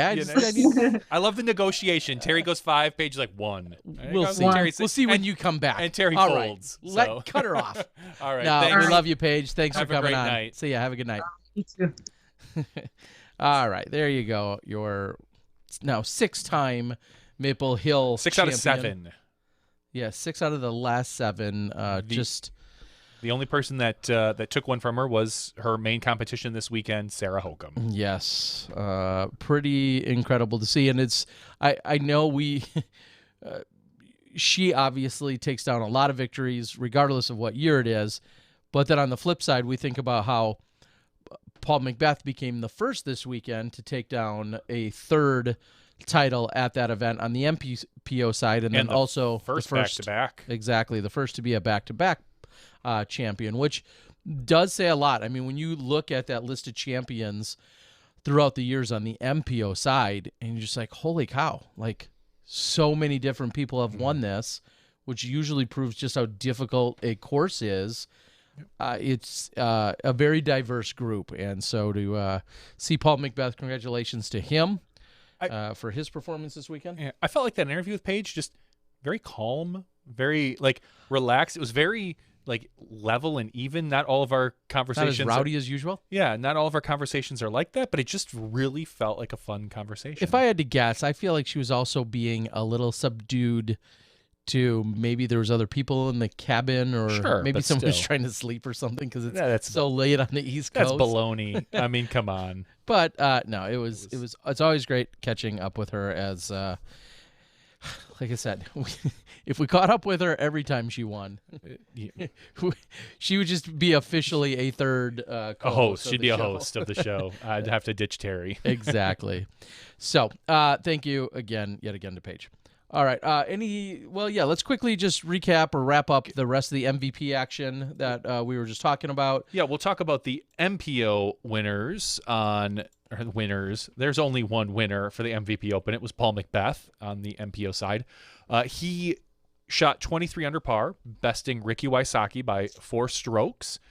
Paul shot a 10 under par on that course, which is phenomenal. I believe Ricky went into that round with like a 2-stroke lead.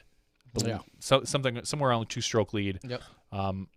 And just Paul demolished the course. And Ricky had some issues, but I honestly don't think it mattered too much with the way Paul was playing.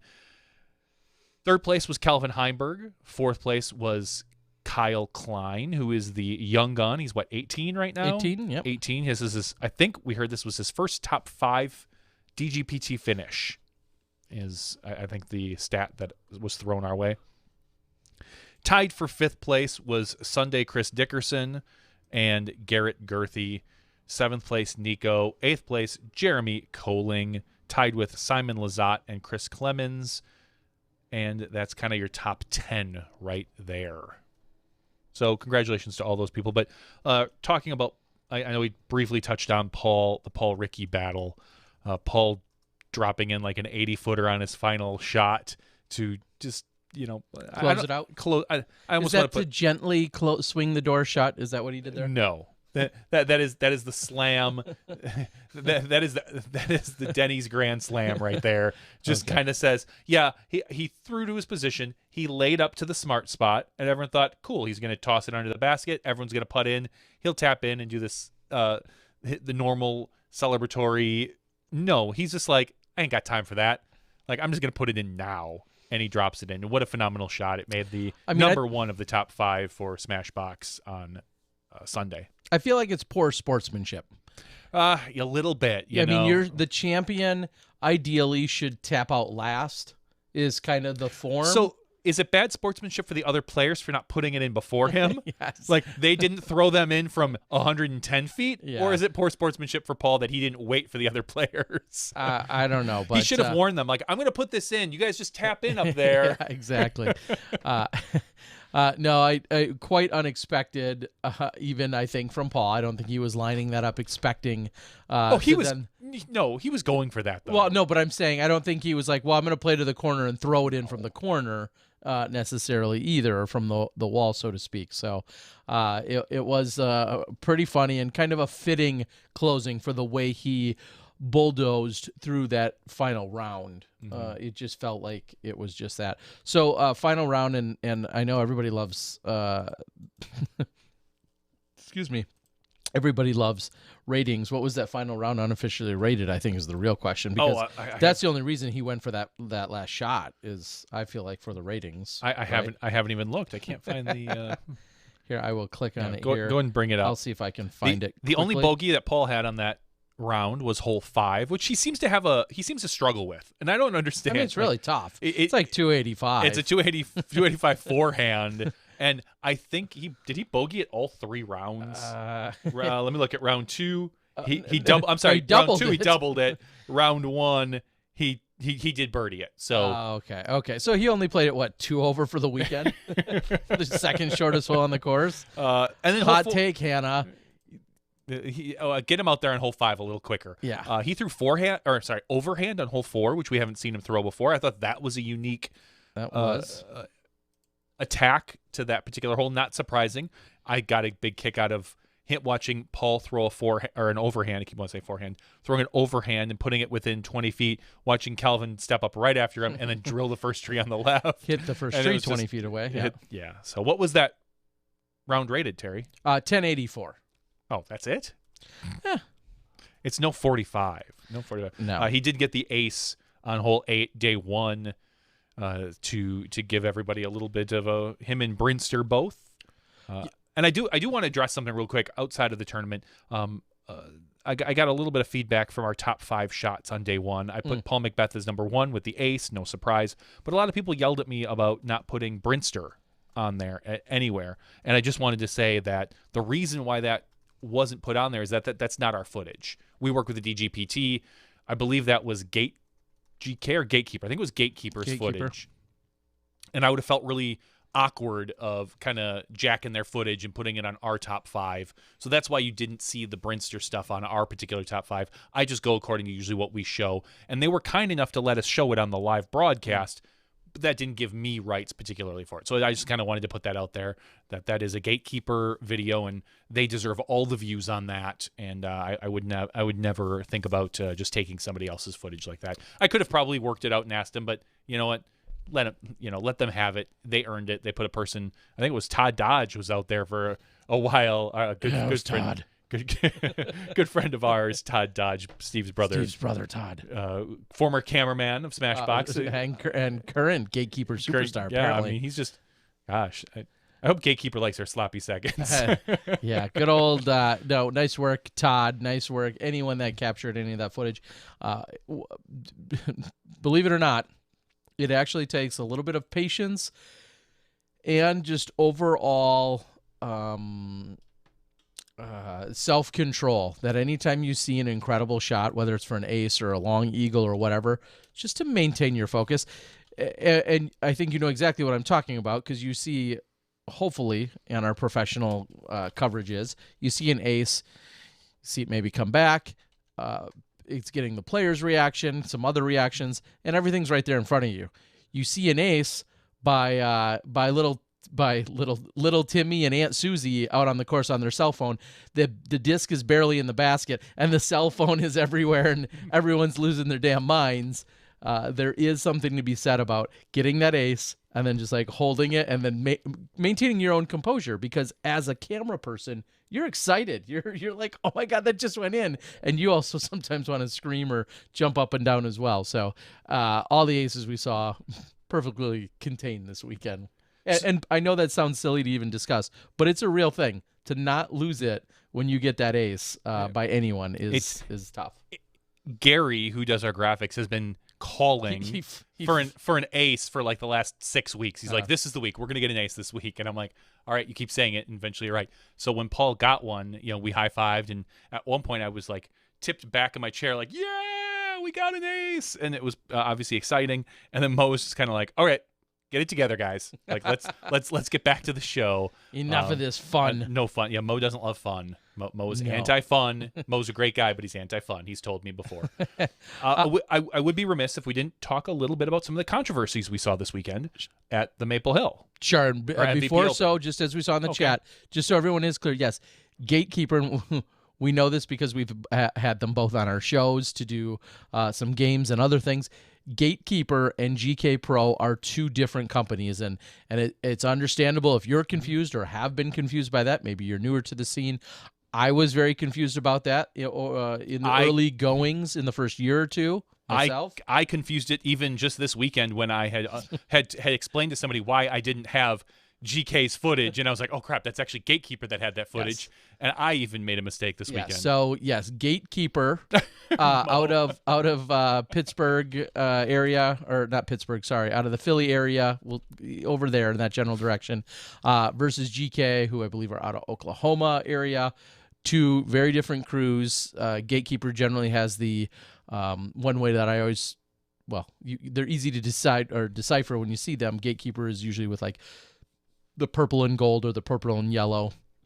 GK Pro, actually they're like a gray and yellow now that I think about it more often than not, but two different companies. One is not an abbreviation for the other.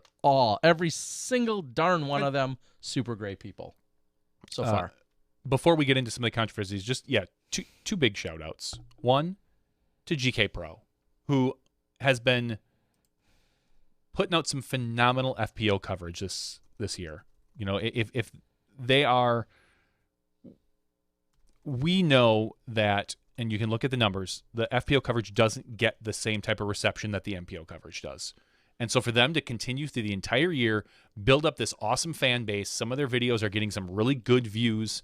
We've seen a lot of interesting statistics with like what happened, the FPO coverage that got phenomenal views when DDO didn't have next day men's coverage, but their videos are getting some really good reception. So shout out to GK Pro, and then also shout out to MVP this weekend, who gave away a lot of stuff every day on the broadcast. Let's give away more of their stuff right now. Just surprise them. Yes, be like, hey, just so you know, we're giving away more stuff.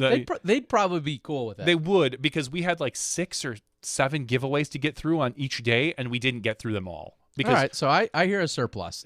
So either it's coming to my house or we give it away free tonight. So I think each day it was like we were short 2 giveaways, and it was hard to get them squeezed in the right spots. But let's talk a little bit about some of the controversies we saw this weekend.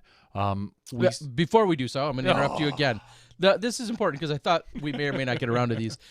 Just as a 100% clarity, anything we talk about, this is usually generically, but specifically here, we are now speaking as a pair of guys that own and run SmashBoxxTV, and we are not an official voice of the Disc Golf Pro Tour in this capacity. Here tonight, then again, we say a lot of wrong things all the time, so you should never blame anyone else or hold us accountable, but I did think about that because I think about the official words that were put out by the Disc Golf Pro Tour over the weekend, and then I thought, well, when we talk about them on Tuesday night, and if we have either, whether it's a difference or the same opinion or facts or however we present it, right now, and all SmashBoxx podcasts, we are officially SmashBoxxTV. We are not a mouthpiece, an official mouthpiece of Disc Golf Pro Tour or Disc Golf Network. So it's worth throwing out there. Let's quickly, because I don't even feel like this is much of a controversy, talk about the FPO controversy with Paige Pierce and I guess Sarah Hokum would be the rest of her card, we'll say. On hole 9, the spot that she was given, Paige threw an approach, blew past the basket on the right-hand side of hole 9 to the island. Sarah Hokum was apparently the only other person in the division that was really closely watching where her disc went out. So Sarah said, no, I think you're here. To be fair, I looked at it after the fact from Paige's perspective in our cameras, and it looked like she got the right spot. But then just before this podcast, I looked at it from GK's footage from the catch cam, which I had never seen. And I don't know if it was the right spot. It was that close. It was very difficult to see. So the fact that she had taken it there, Kat had come up and said, I didn't see it. Mm-hmm. I was unable to see it. Either she wasn't watching or had her back turned or was like doing something else. Who knows? It just was not able to give an opinion on it. And I believe who the other person on the card was. Lisa, probably? Was it Lisa that second round? It might have been. Or that round? The third round. But it might, either way. Well, it would have been second round, so then in that was case. it second round? Yeah. Yeah, that's when. Yep, it was second round. You're right. I believe it was. Yeah, I think it was Lisa Fakis. So either way, Lisa wasn't able to give a good thing. So really all you had was Sarah Hokum. And she gave where she had thought she had seen, and Paige took him from there, was unable to complete the hole. So for what it's worth, I don't think there's much of a controversy there. I know there was a little bit of discussion back and forth on the green. Paige took the lie that she was given, ended up not converting the putt. No harm, no foul, so to speak. She still went on to win. So a word of advice to just everybody. Try as hard as you can to watch your competitors' shots. You're technically obligated to do that based on the rules. And it's nothing personal. Sarah gave the lie that she thought Paige deserved, and Paige disagreed with it. And like I said, feel free to watch it from the 2 different angles. Watch it from, you can get them both from GK, because GK actually provides the same angle with the throw and a catch for FPO. Look at the throw, and it looks like she hits the tree and kicks. And then watch from the catch where it doesn't appear like she hits the tree at all. And you tell me that there isn't a better or worse lie in the moment without instant replay coverage. I don't consider that much of a controversy, but we saw a little bit of discussion about it. Exactly. And I don't feel like there was a perfect solution that it could have came to. No.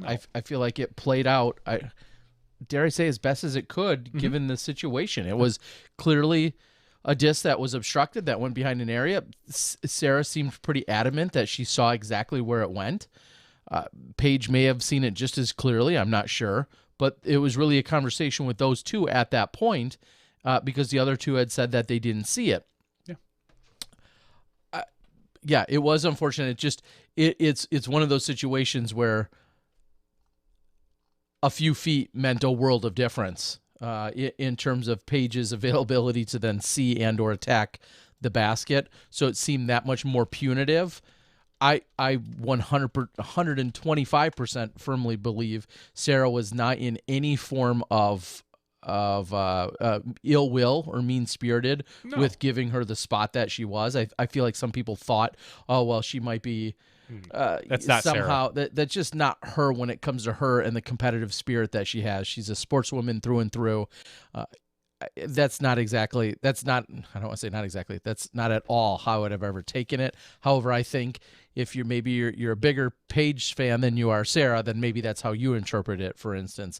I don't think that was to be the case. And this is, I'm going to say, a little bit of a learning or a teachable moment, and this is very generic. That could be said anytime. We do a lot of teachable moments on this podcast. That's what we're here for. We just need the more you know rainbow to pop up now.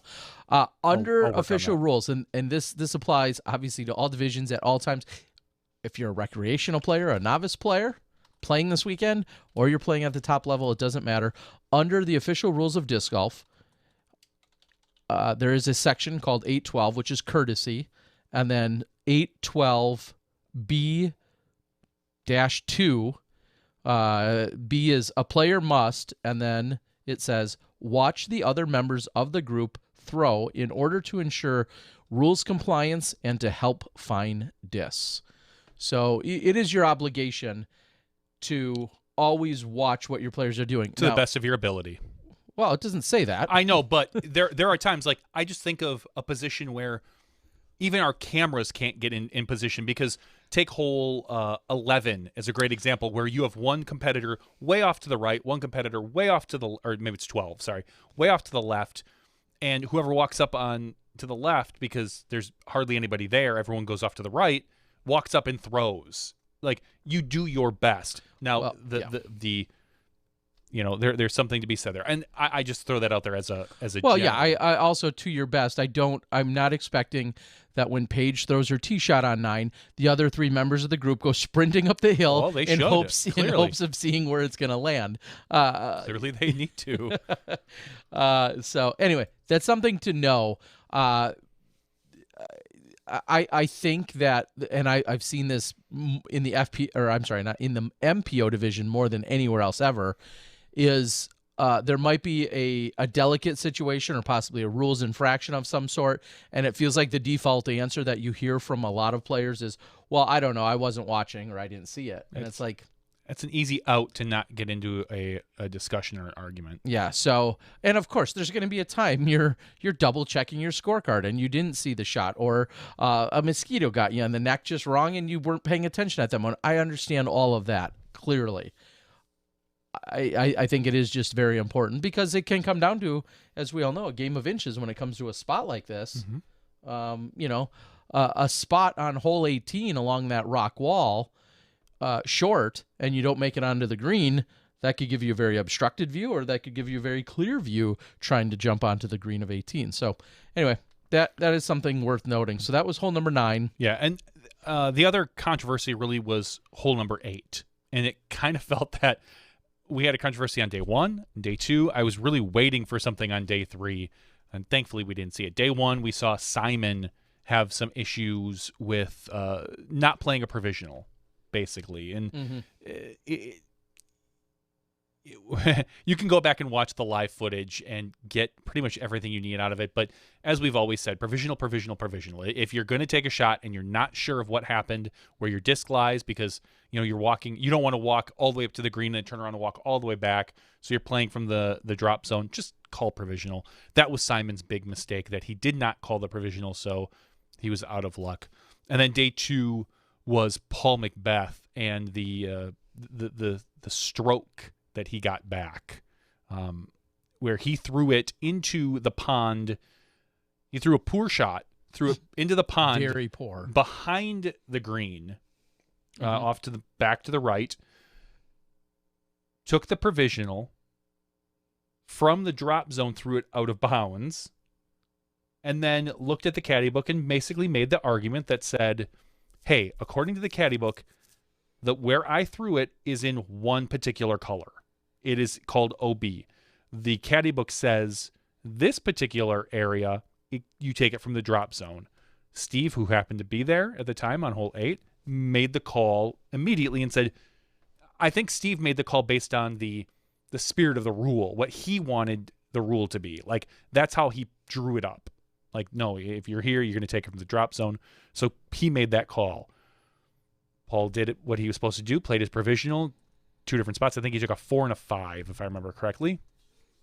And later that night, he even said there right on the thing, I disagree with this call.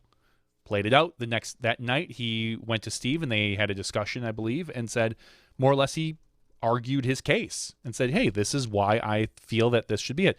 And I don't know for a fact, but I think Jeff Spring was somewhat involved in that, or at least was there as an observer.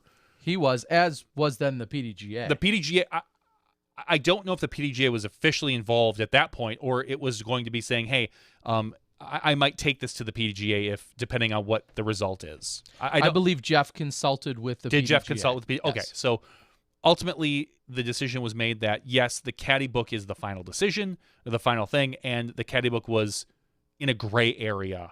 Now, I think next year we'll probably see, hopefully, a little more clearly defined rule on that. So Paul basically made the argument and won that night, so that he got his single stroke. He got a single stroke back. Returned to him? Returned to him. They handed it back in... with a receipt. Yes. got the. Do you get that in a gift card? Because sometimes if you don't have the receipt, they have to give you a gift card I don't back. know what this was on. Yeah, they give put you in a a gift card. back. You can apply this at any point in the next 6 tournaments, this gift card, and it expires. And if you don't use it, you will lose a quarter of your stroke for every month thereafter until the gift card is expired. So that was kind of the drama on hole 8. I just think it's the caddy book and Steve need to be more clear about what is expected, because I think the thought was if you're short or in a water, you play it from the drop zone. If you're not, you play it by regular rules, because it's not truly an island hole. Mm-hmm. I think what just needs to be said is, if you're OB, play it from the drop zone on the first shot, and if you're not, if you go OB from the drop zone, come up and play it from drop zone 2, because that hole has 2 drop zones. It has the short one, which is about maybe 100 feet from the pad, and then you've got the one that's off to the right of the basket as you're looking at it from the tee. So I feel like there could be a very simple rule there just to avoid all confusion. Make it in a quote unquote island hole. Yeah, and I'm not sure that's even. I don't know if that's should even be the intent of what Steve is going for. I don't think it is, but I think that's going to be the least confusing and least problematic. I don't necessarily think so there. I think you're wrong. I feel like the caddy book as it showed was clear in terms of the visual. I think it was the wording that slightly conflicted the visual. That's what I think is the problem is. So just redo the wording that says if you've gone, whatever. I'm not going to try and break it down exactly, but the point is to go where Paul did, to play it exactly as he ultimately was ruled. I'm fine with that because it almost doesn't make sense that he has gone long and right of the basket, not touching any of the front pond, and then he goes way back to the drop zone way behind. Well, if it's not truly being treated as an island. Correct, and that's why I think you should treat it as an island, because otherwise there is almost no disadvantage to just crushing that disc out past the basket and going 25 long. Going into the 8 holes. Yeah, and then just having a 25-foot comeback putt for 3. That would be the smart play if instead of people dumping them in the pond like they did all weekend. I know, but we're crying out loud. I agree with that, but I'm saying I think for consistency's sake, if you are looking to make that hole a game changer, a little more difficult, you make it an island. If that's not what Steve is looking for on that hole, by all means, please continue to make the rules. I also feel like that. I feel like areas.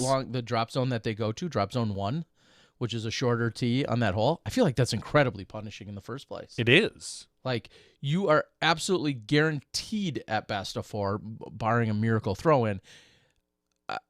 Yeah, I feel like that's an incredibly punitive drop zone in the first place. I don't know that I even love it. I think Mo's with me here. He says, why is this hard? You mess up, you go to the drop zone.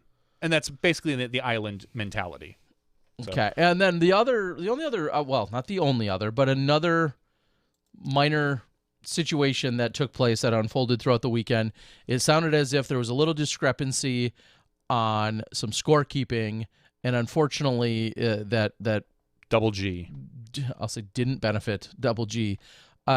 There seemed to be a miscue, a misstep in terms of one of the people helping with the scores, and Double G was marked down for a 3 instead of a 2 on hole number 2 during that second round. Is that it? Or the first round? First round. And I know it's funny how all these rounds now are blending together, but was marked down for a 3 instead of the 2. And just so everyone knows it out there, and I've learned this the hard way myself, per PDGA rules, if you turn in an incorrect scorecard, you are given the correct score, whatever you actually shot, you're giving the correct score plus 2 strokes. So in theory, someone could turn in a card, and then by the time they get the penalties, they got what they really should have got, whatever the case might be. If you turn in a 6 under, but you really shot an 8 under, you would still get the 6 under. Yes. 2 strokes plus penalty. Yeah. So there's a lot of ways you could look at it. I know I've been told at least that golf does it a little differently, and that I think as maybe recently they said that if it's not in your favor, well, some people have said that you just get fully disqualified. I've always heard that. I had heard in the past that with golf, if you turn in an incorrect scorecard, you are just disqualified. And I don't know if that's the case as of now. I think we'd heard that a couple of years ago. Here's what it boils down to. I think the complaint was that Double G had said that the scorekeeper maybe whether he did or didn't call out the scores and kept them, or Double G had to run back and I think I heard Double G had to run back and get something, like he dropped his whale sack or something along those lines. Mm-hmm. And so when he came back, the scorekeeper said, "Oh, we're good with the scores." And unfortunately, or fortunately, it is on the player to double check that. I believe it was said that the next few rounds, Double G had a paper scorecard to keep himself to keep himself. There's the UDisc scorecard right now, due to COVID, is the official scorecard because they don't want to pass scorecards around between everybody if they don't have to. But there is nothing stopping any individual player from keeping their own score either on UDisc or on a paper scorecard. And like it or not, this is 100%. This is a Double G issue. Like, you can't blame the scorekeeper. You can't blame the people in your group. You can't blame anything else. You are responsible for your scorecard. Yes. At the end of the day. And if it was a mistake, it really stinks, and it cost Double G basically, in his eyes, a stroke. Mm-hmm. But you live and learn. And Double G, I think he did that. He lived and he learned from it, and he kept a paper scorecard to double check his scores. And that's life. And it's been this way for a few months. So this isn't like this is the first time that suddenly UDisc is the official scorecard. I believe it's been this way since we've come back from the break. Oh, okay. I believe. I'm not 100% sure on that, but that's what would make sense to me. Yeah, so it's so I think ultimately he turned in that he shot a 7 under when his score was actually an 8 under, but then he got the correct score, which was an 8 under plus 2-stroke penalty, giving him a 6 under. That's how that went. So for anyone, I know there's probably some confusion out there. That's exactly how it played out. I've turned in an incorrect scorecard. I've been penalized. I have done that. I've never done it again. I've played 300 or 400 or 500 events, whatever. I did it exactly once in my life. Now, this is a little bit different because he didn't physically have the scorecard in terms of looking at it and whatever. So to put a bow on that, I can say Double G handled it as you would expect, very calmly, professionally. I don't don't know if I'd say with a smile on his face, Well, exactly, no. understandably, but I'm just saying, like, Double G, a professional through and through. Like, I don't anticipate that mistake to ever happen again in Double G's playing career. It's one of those things that just happens once. So, like you said, if you're uncertain, pull up UDisc yourself, keep track of it yourself as a backup, make your own scorecard, draw pictures on your disc, whatever it is that you want to do, and then you can verify it at the end. So, all right. That's what we saw over there. That's the quote unquote controversies that we saw at Maple Hill. Which, all things considered, I feel like they all had their reasonable work-throughs. It sucks that you have any. However, golf's not a game of perfect. Actually, that's a book about tougher mental strategy when you're playing golf, but I think it still applies. Is Ulibarri going to join us tonight? I don't know. He's telling me, well, I could be around, but I have terrible service. So I keep thinking that doesn't make a lot of sense. Just worried I wouldn't have service. Yeah, Yuli, let's just hold off. Let's hold off till you're in a good place. We want good service. We don't. Last week we had two guests that had kind of miserable service, and it was not a fun interview for anybody. I had to go back and edit the podcast, so the audio listeners got a relatively clean version, but the YouTube viewers got the full. Hey, we need to fill like 3 minutes of air while our guest is frozen solid. So if you've got good internet, we would love to have you on, Yuli. If not, then please stay away. Yeah, we could probably just hold off. We are definitely due to have some Ulibarri on the show. It's been a while since he has dominated our after show, and we miss him. We love him, and we want to make sure that everything's okay. Because I believe he had posted something this weekend, like he was at the emergency room. He tweaked his knee, and he found out that he has two. I think it was two tears, or like a. He explained it all. There's like an oval tear and a slight meniscus tear or something, and but ultimately he thinks he can play through it. But so that's your Ulibarri update. If there's anything more, I'm sure Terry will find out in here, and maybe he'll join us in the after show. But I would not count on that. Yeah, I think it might be best just to hold off for now. So speaking of the after show, let's get to it. Okay, we'll start to close things after out show. in the after show. We have to wait. We invite you to come along. We're going to talk probably some more disc golf and then maybe some things that aren't disc golf related. But we invite you to join us. You just stay tuned. Stay right here. You don't have to go anywhere. But what we'll do is we'll actually cut it up so that the regular show will be one podcast. The after show will come in as a secondary podcast. And we also love to interact with you on our platforms, whether that's Facebook or YouTube. If you got a question, come up with some good questions. Want us to directly answer them or tackle it. Or any other topics. Like I said, they could be disc golf related or otherwise. But for now, I think we can close things out. We're also going to have some giveaways, free stuff. MVP graciously sponsoring. They don't know it, but MVP is going to graciously sponsor something that we'll give away tonight. I know they're going to love to do it. I wouldn't put any money on that. Otherwise, I'll have to pay out of pocket. You will. Do that. MVP is going to sponsor it. I guarantee it. They love it. All right. We're going to close it out. We got to appreciate, we'll yet again appreciate all the staff and crew from this weekend to make the event happen as it did.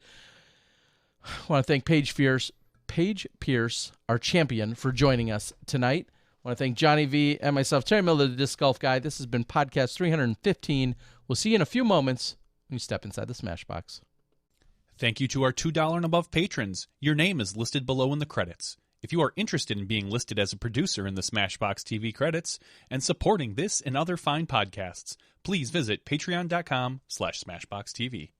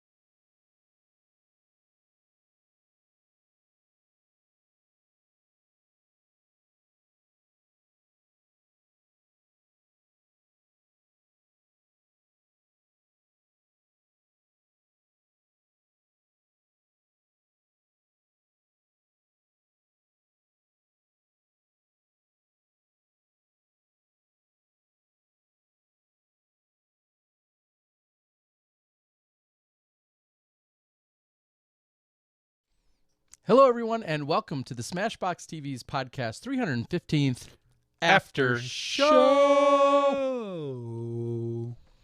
Terry Miller alongside Johnny V. Don't sound like you're disappointed in that. Again. There's nobody. Yes, there are. Plenty. Okay, there's a lot of people you'd probably rather be sitting next to. Yes. I give you that. Britney Spears comes to mind right off the top of my head. Wow, really? Yeah. It'd be funny to talk to her. See, for me, and maybe this says the difference between you and me. I think Will Smith. Okay, like he'd be great. I think Will. I would trade you for him. Anything. I would trade you for him too. I think of all the celebrities in the world, like for whatever reason, I think Will Smith would be the most fun to talk to. And I don't know why. I was thinking this the other day when I saw something. I know he's gone through a lot of personal issues recently or whatever with his wife, but just in general, like the breadth of his experiences, everything from the music industry to the TV industry to the movie industry, like, and just in general, he seems like a kind of a fun guy. I'd love to sit down with him for like 2 hours and just like, hey man, are you ever gonna do music again? Like, Big Willie style? Come on, yeah. Millennium? Where are we at, man? Is there ever gonna be a Fresh Prince? Where's Jazzy Jeff? Yeah, is there ever gonna be a I know him and Jazzy Jeff are still friends, but I want to hear something.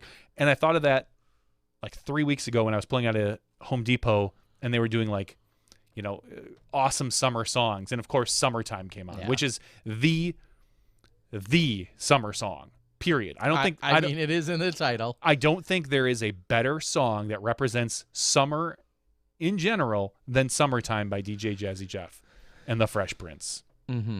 That I think that is the summertime song of all time. The only other song that I think of when I think of Summertime is, God, this is so embarrassing, that LFO song, Summer Girls. Obviously debuting in 99. Because I think whenever I hear that song, I think of us driving through, you and me and Ryan Hornicle, driving through Kansas City when the first time I heard that. Yes. And us laughing and thinking, this is a parody, right? Yeah, this is like a bad this is ad not, or joke or it's something. It's a joke. It's like they're making fun of like all the boy bands. And no, we found out that it was an actual, like, that was the song. Yeah. And so when I think of summer songs, that song and Summertime are the two songs that really are stuck in my head. And I don't know why, or I do know why, but that's why it is. Huh. So that's just me. I'm almost happy that I couldn't have maybe pulled, I know the exact song you're talking about, but I don't know if I would have for sure pulled the name. I don't know the name, but I know it's LFO. No, that's what I mean. The name of the band. Oh God, yeah. For some reason, that's burned into my head. Yeah, well, but yeah. So anyway, yeah, there are a lot of people. So I'd love to read a few in the chat as to who you guys. I mean, then there was immediately a little reaction to Will Smith, understandably. Hey, and by the way, we should have went to this earlier. Maybe we could do it tonight. Don't we have a disc breakdown?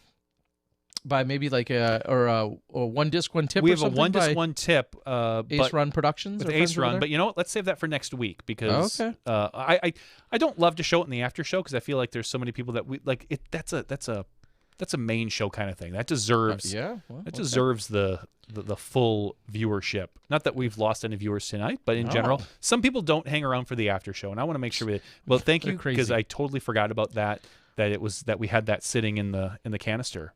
Yes, that's what they call it, the canister. That's where it sits.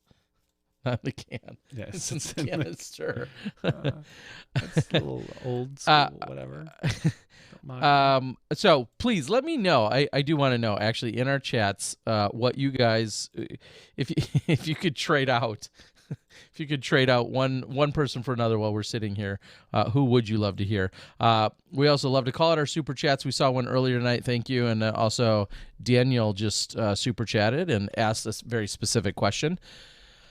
What happened to Nate Sexton? Miss him on Jomez. Haven't heard anyone talk about this. Daniel, he died.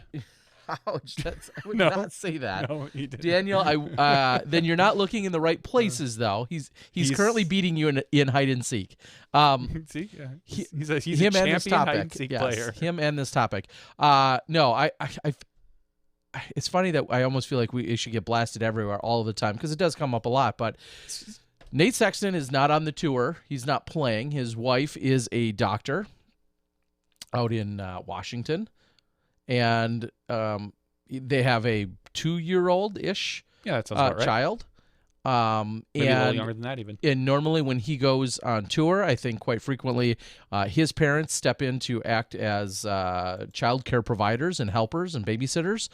And with everything with regards to COVID, he feels like he has no reason to. It would be irresponsible of him for him to travel. His wife gone is long distances, all those nurse types of things as well, or a doctor, I believe. Yeah, a doctor. I said that a minute ago. And so that is like amplifying the fact that that's why he would not want to travel and make sure that he did not put his entire family and their income source into jeopardy. So all of those things. All of those things, which is why Nate is not currently on tour right now. And to back that up, Nate, I feel like with the transitions in his life of becoming a recent father and then his wife having a full-time job and doing what she's doing. She's been going to school for all these years recently, but now also with her having that full-time job, I think you're going to very much find him to be that much more specific and particular about events and how often he's gone. I mean, it's just as, I don't want to say his evolution in life, but his evolution of his family. And I think you're going to see a slightly different Nate Sexton coming in the next few years about flying into very specific events that he wants to make sure that he attends. And you're going to not see him at other events. And so then if he's not at an event, I guess this brings us all full circle. If he's not at an event, then he's not going to be doing the next day commentary with Big Germ or with anyone else. That's where you find Paul Ulibarri steps in, and then I think has been doing commentary, or somebody steps in and then usually joins whoever to make a team on any given weekend. But Nate's not doing it because Nate's not there, and Nate's not there because of his wife and his family and COVID. Yes. That's the answer. I'll be curious to see how, let's just play pretend COVID goes away next year for the tour. Nate Sexton jumps back on. Is it going to, I think Jomez is in a tough position. Does it go back to Big Sexy, or do they have a Big Yuli? Big Julie? Big Julie. Anyway, does it go to that team? Because I know Nate and Yuli have had, or not Nate, sorry, German Yuli have had a really good following greatly, and a lot of people really enjoy what they're doing. So, or were we going to get some sort of weird threesome? Yeah, I don't want to be part of that conversation. Let me tell you, I don't need to touch that. Yeah, you do. Don't lie. Nope. No, I'm good. So yes, yeah. What I just keep finding funny is, and Daniel, I'm not trying to pick on you. I just find it funny that I feel like I see that question asked almost every single day, including today when I did see it earlier. And so I'm surprised that it's not known among everyone. Maybe Jomez should release an official statement and then have every weekend when Nate's not there, they should make an official statement too. Like Germ and Paul should have to read an official statement as to where and how Nate's every doing. event. Like yes, just like Yuli has to come on every time, and Germ is like, "Okay, Yuli, time to say it." Yep, and Yuli's exactly. Like, all right, everybody. Hi, I'm Paul Ulibarri. I am not Nate Sexton.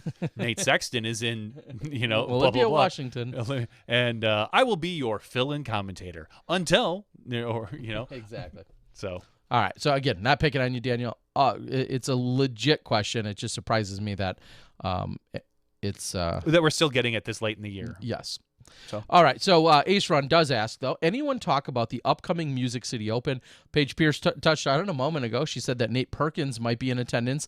Nate's trying to hunt down a USDGC bid or exemption, I guess is technically a better word for it. But Music City, I'm guessing, obviously then has probably 5 of them. They usually do, or an event usually would if they have any. That's all that's been talked about. I can't speak of it anymore. Maybe Ace Run, if you want to let us in on anything you might know, but ever since the national tour fell off for the year and effectively didn't take place, we heard that Music City would still likely go on.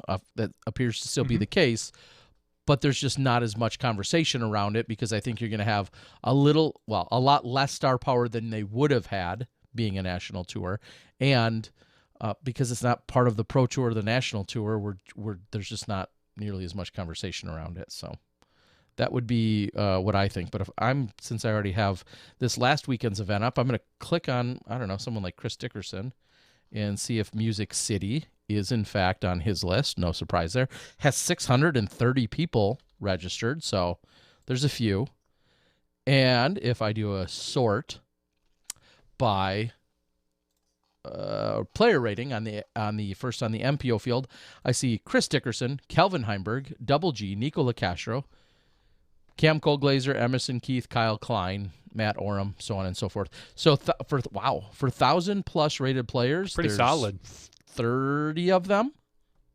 No, there's more than 30,000 plus rated players. So you're saying I should probably go get there and sign up for Open? You should. I see Will Schustrick is signed up as well, which is pretty cool to see. And then on the Open women's side, holy cow.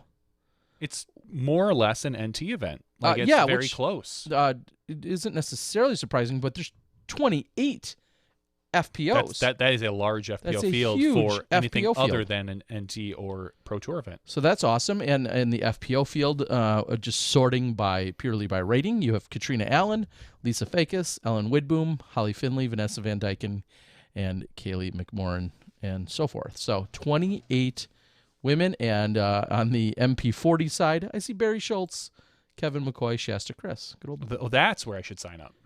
Yes. I can beat those old guys. Let me scroll way down and see where you would finish there. Oh, no, keep scrolling.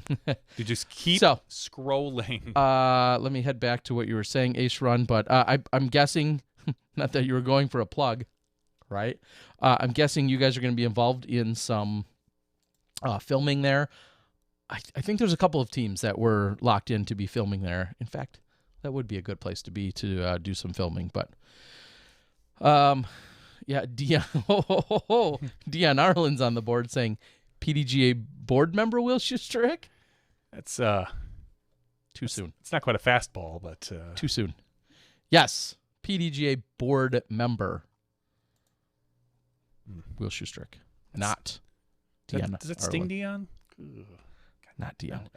No, I saw Dion make a post on the socials about how next year they're looking at making some big stuff happen.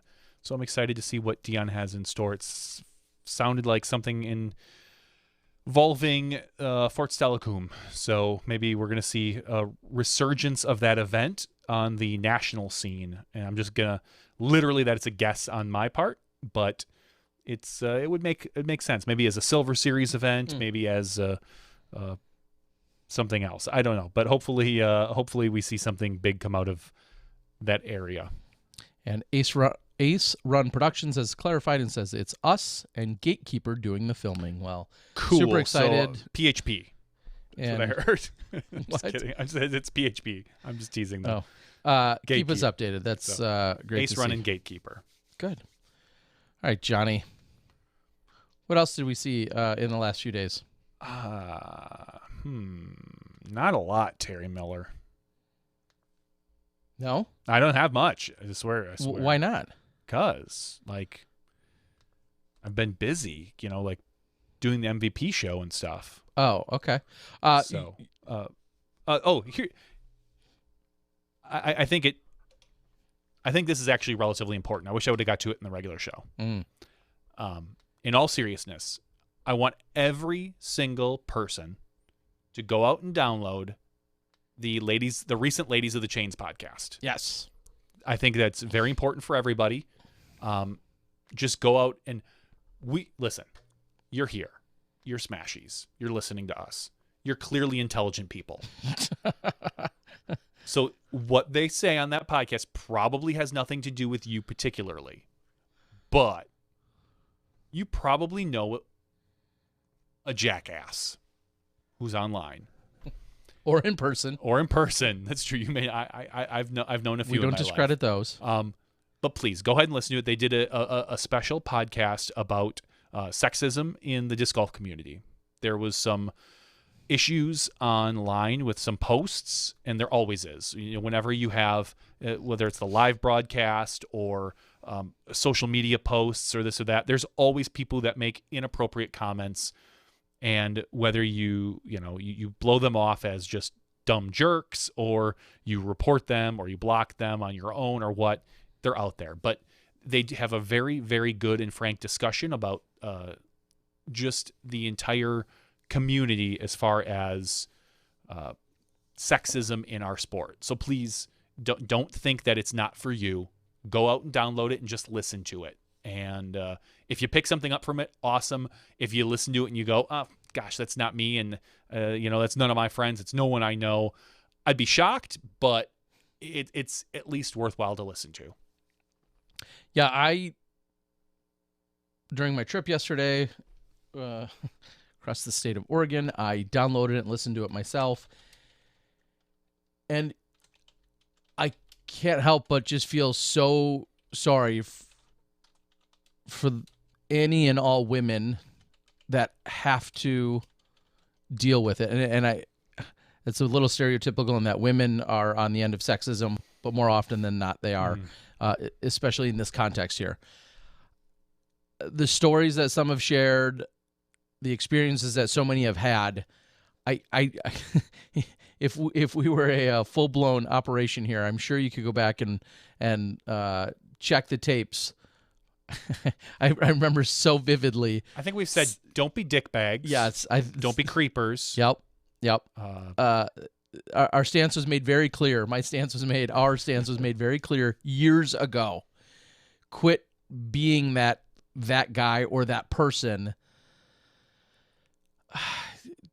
We always talk about, and that's the overall premise to their podcast was the sexism, but then also why aren't more women involved? Why don't more women play? What chases or keeps women away from our sport? I feel like if you could summarize that answer, 90% of the times it's from guys acting like jackholes. I don't know if I'd go that far if that's why they're not playing, but I think that is a portion of why they're playing. That is one of the reasons. I wouldn't necessarily say it's 90% of the reason why, but it is. Okay. It is a reason why. Turned away or turned off of, or yes, the community, or chased away, maybe. So maybe their introduction isn't for that reason, or they're not a lack of introduction to the sport. Yeah. Okay, I'm going to back up on my words.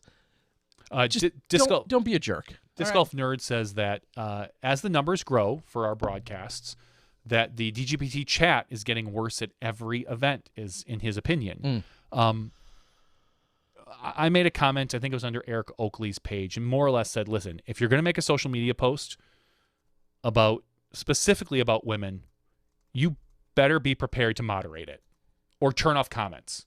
Because if you can't moderate it, you are part of the problem. If you make a post, and as great meaning as your post is, it has a bunch of just awful comments under it, and you don't do anything about it, you're at fault, whether you like it or not. It's a bad reflection on your company. It's a bad reflection on you. It's one of the things that I actually, of all the things that I miss, I used to love having our chat on SmashBoxx. When we would do the live broadcasts. I miss the community that was built there because I felt we had a lot of really good moderators, and it was never perfect, but I thought it was okay. And one aspect I don't miss is having to actually moderate that anymore, because now that it's on the Disc Golf Pro Tours page, it is not partly, it is their responsibility to moderate it, whether they want to. And I think I've told this. I think I mentioned this to Mo. Maybe I looked when I was picking moderators, people with the ban hammer. I looked at people that were part of our podcast, usually audience. You guys out here, a lot of you probably have ban hammers for SmashBoxx or the Pro Tour. Even some of you, I would hand it out. It's like, oh, I know I see Christy M on the board right now. I'll make her a moderator because I think she is responsible enough to really keep the chat in line. Mm-hmm. And so that's how I took it. I haven't watched the Pro Tour chat for all year because I just can't. We're doing so much more now with the broadcast and Mo and Gary that it's a distraction that I can't have up. So I can't say anything to what Disc Golf Nerd is saying, but ultimately if that's the case, then the Disc Golf Pro Tour definitely needs to enable more moderators, more people that they can trust. And that's difficult because it does require another person. And another person, that's something that we're pulling them away from doing other things, whether, I'll just throw a name out there, Seth Fenley, who's usually on the course doing either Instagram or anything like that, saying, hey, Seth, now you're in charge of this. Like, that's difficult because now Instagram's going to suffer. And I'm not saying it has to be Seth, just throwing a name out there. We need to make sure that we have, I hate to use the term almost, a safe space. You're never going to be perfect. You're always going to have issues. But if we can if you out there can make the community better, please, if you want to be a moderator on the Pro Tour site, reach out to Mo or Seth or Jeff and just say, hey, I watch every week. I think I'm, a level-headed, respectable, I'm there every week. Individual that watches frequently. Yeah, correct. And be that person, be that hero, because no one's gonna really be upset if you ban someone that's borderline, but if everyone that goes over the line isn't banned, then we have problems. We don't want to become a community like that. So that's my soapbox. I'm going to get off of it now. And that was the other big thing that really happened this week in the disc golf community. Yeah, so first it starts with not being a jerk. Be polite. Be respectful of everyone.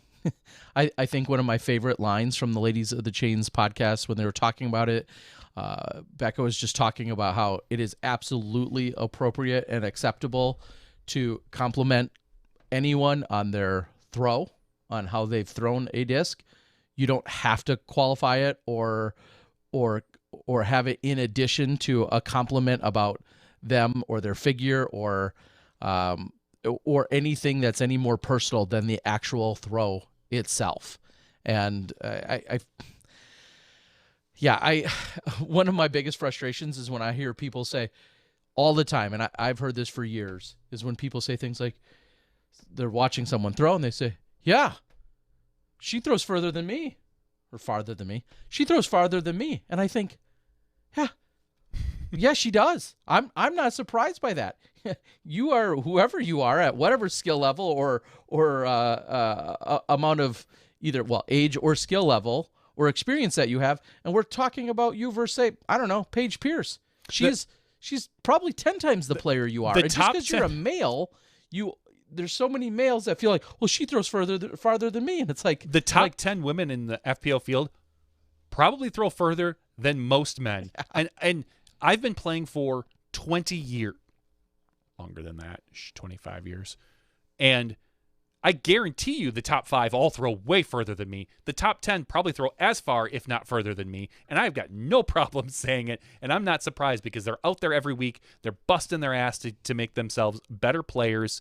And it still shocks me when you say something like that people still think like there's a surprise in that. Exactly. They act surprised. Like whether they do or don't, to me, if somebody does or doesn't is no big deal. But they act as if like that was some form of accomplishment because they're a female and you're a male. Therefore, innately, you're surprised by that. And I don't understand that mentality. And I hear it a lot, unfortunately. And I'm always like, yeah, I know. And she putts better than you and she approaches better than you. What's your point? Just because you're a male, you thought you were better? Well, sit down as an adult.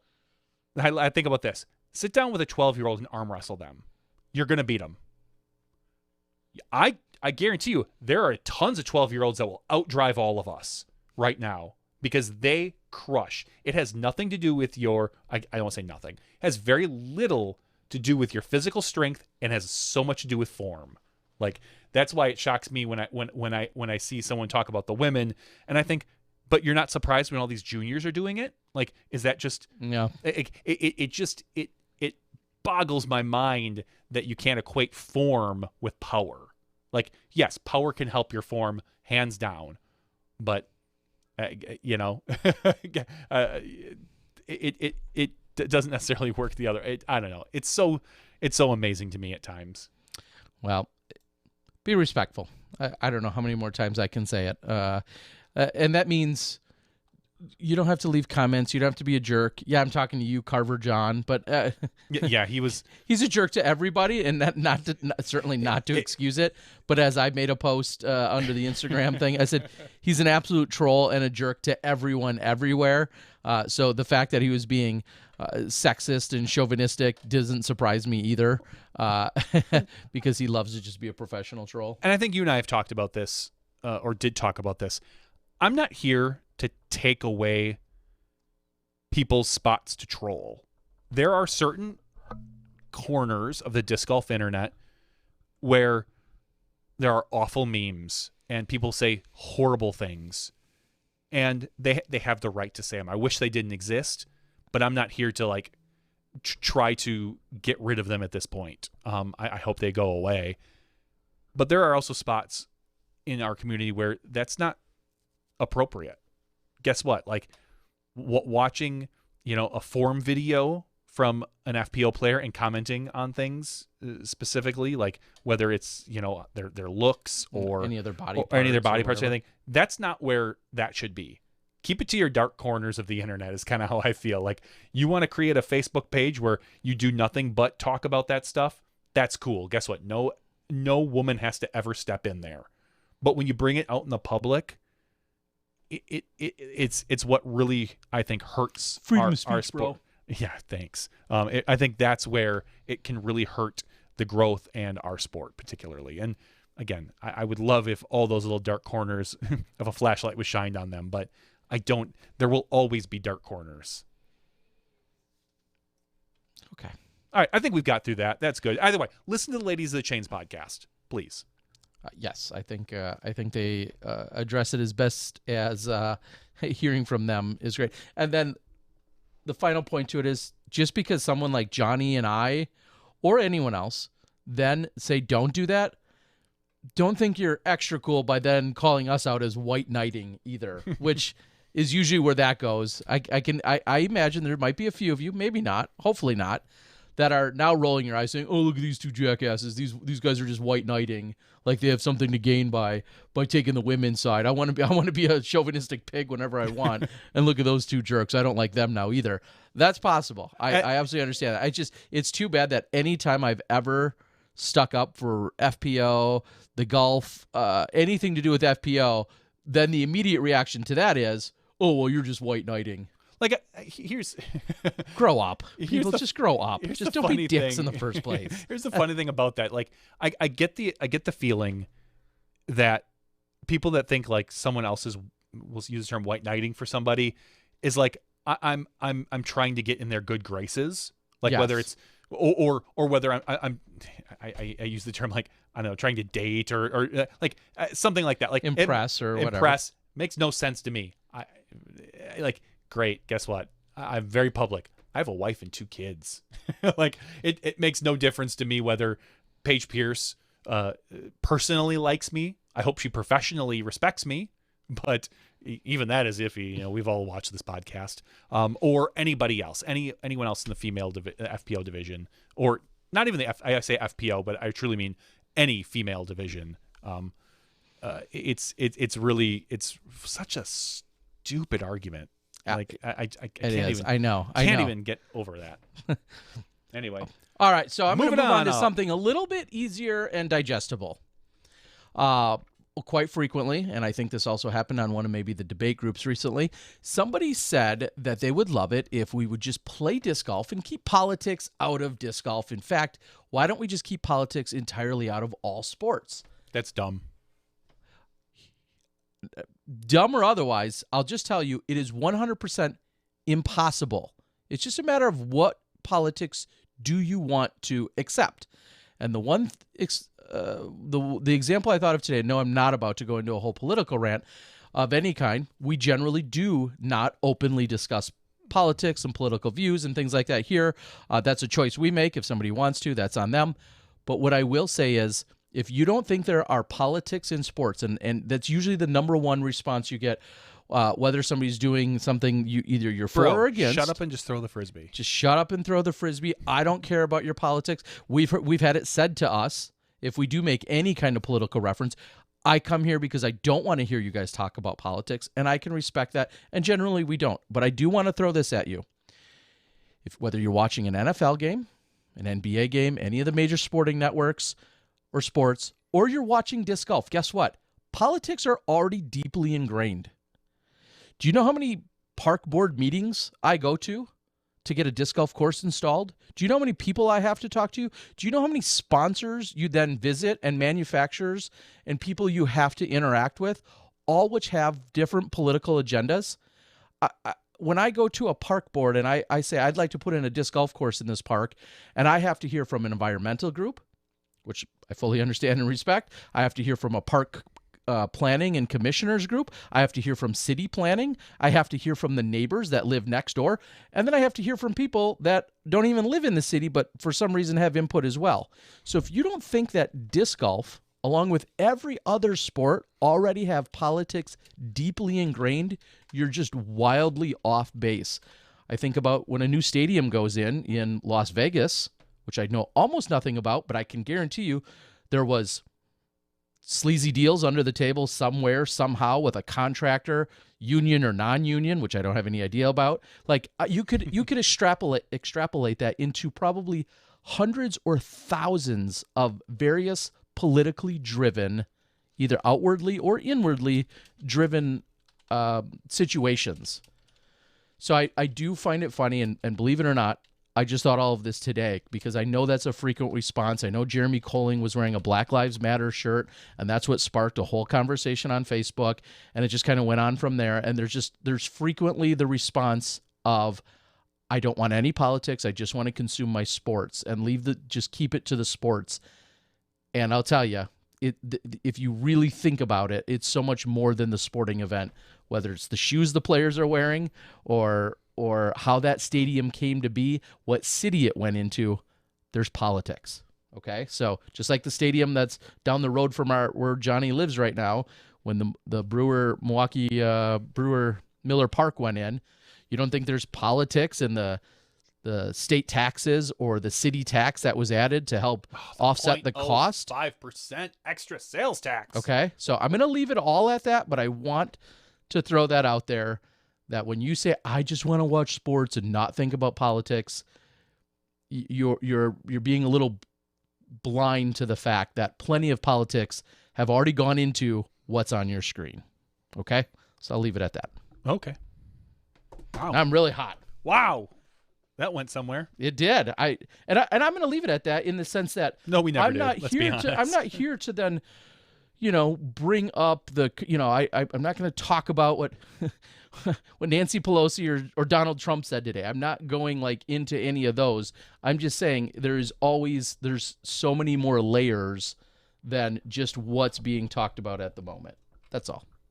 Okay. So we're going to keep rolling. I got another one then.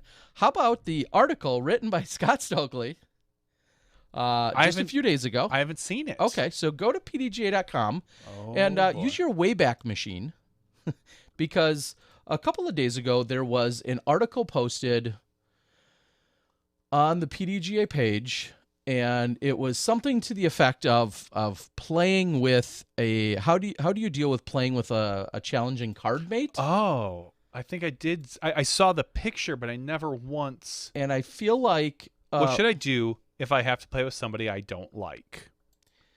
And there was a conversation because the now image that's on pdga.com, whom we love. It just looks like a random player looking down at a tee box. Sure.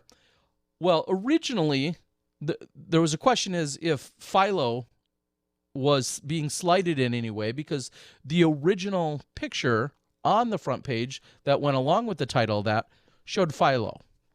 And a thought that did cross my mind is, sick burn, bro? Yeah, it's kind of an awkward, just in general, and with no intent or malicious nature, it's just kind of awkward to post a picture of, I'll say, almost anyone there. Any because it particular carries pro. A connotation, possibly. With that headline, yes. It's unfortunate. And I don't think the PDGA, well, maybe they did. I don't know. Because here's what we know about Philo. Great guy, wonderful to hang out with, a lot of fun, slow player can sometimes get really down on himself and be vocal. Like, that's what everyone knows about Philo. Like, when he's playing well, he's happy, chipper. When he's not playing so well, he can vocally be upset at himself, not necessarily his card mates, but definitely demeaning to himself. And he is in general, kind of like Nico, a slower player on the course. Fair assessment? Yeah, he is not our fastest player. You can say he's slow on the course. You don't even have to sugarcoat that he's not our fastest player. Yes, and Kevin Jones is our fastest player. No. Who's the fastest player in disc golf? Well, Michael Johansson. Michael Johansson's faster than Kevin. You think so? Yes. Okay. Yes, Michael MJ is faster. Who's the fastest FPO player? I already know the answer. Haley King throws, I feel like, pretty quick most of the time. She doesn't really do a warm-up. Paige Shue. And the only reason I didn't go to her is because I feel like on her putts, on her drives, she's almost always the fastest to drive. When it comes to her putting, she goes through a little bit slower routine. I'll give you that. If you didn't click record on her drive, you'll at least be able to catch her during the putt. Okay. Side note. That was a side tangent. Yeah, sorry. Anyway, the only reason why I bring it up is because I see that the PDGA has swapped out the photo. Now, I think this happened right at the beginning of our Sunday morning broadcast, and I saw it, and for a split second, I thought, wow, does that feel like somebody's getting singled out, like Philo's getting singled out in any way? I see now that the picture has changed, so whether it was another viewer that felt strongly, more strongly than me, because I didn't reach out. I just saw it as it was passing. I just wonder, and again, it sounds like it's one of those things where it's just kind of dumb luck, but I feel like having any player prominently shown in a photo there, I volunteer feel like you're taking a slight myself for the picture. Yes, that's a good idea. If PDGA, if you ever want to have a negative article or headline and you need a picture, just ask. I'm here. I'll do some side modeling. It'll cost you a little bit, but in general, feel free to put my picture up there whenever you'd like. All right. Well, so there have been a few things thanks to our board, because you guys are, of course, smarter than us and keeping us up to date. Disc Golf Nerd, I think he says Scott Stokely posted a video about this topic on YouTube. Now, I don't know. The video is actually in the article, I believe. Okay, so if he's talking about well, that's speaking my language. That means I don't have to read, and instead I could just watch a video. That already sounds better to me.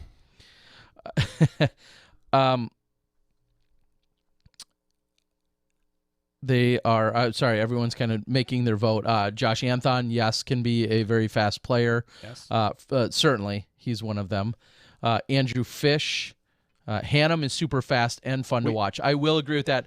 Austin Hannum, more so, again, on his driving than his putting, but there's often times, because now I filmed him quite a few times, a player in front of him may throw, and they're barely off the tee, and then Austin doesn't take any real warm-ups either, and he'll get up there and he'll just be ready to throw right away.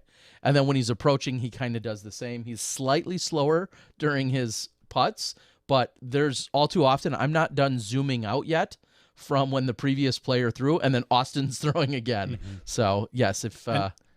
This weekend, Mo warned us about Andrew Fish, because we hadn't seen Andrew on the live coverage, really, so our cameramen were not familiar with his play style, and Mo had actually warned us. Mo's like, he can be very fast, but there are times that he can be meticulous. He's like, it all kind of depends on the flow and what's going on. A lot of times he will just get up and throw immediately, but then sometimes he maybe, I don't know if he lets the moment get to him, but he will take a second, and I think we even saw it on hole one where he'll sit there and he'll stretch.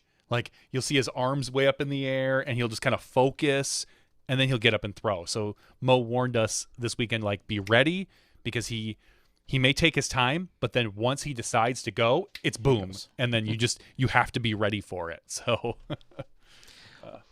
Tim Court says Barry Allen is fast. Yes, Barry Allen is the Flash for the comic books. Yeah, he is fast. Good call. I don't think I haven't mentioned it here on our Patreon. I created a Discord page for Smashbox.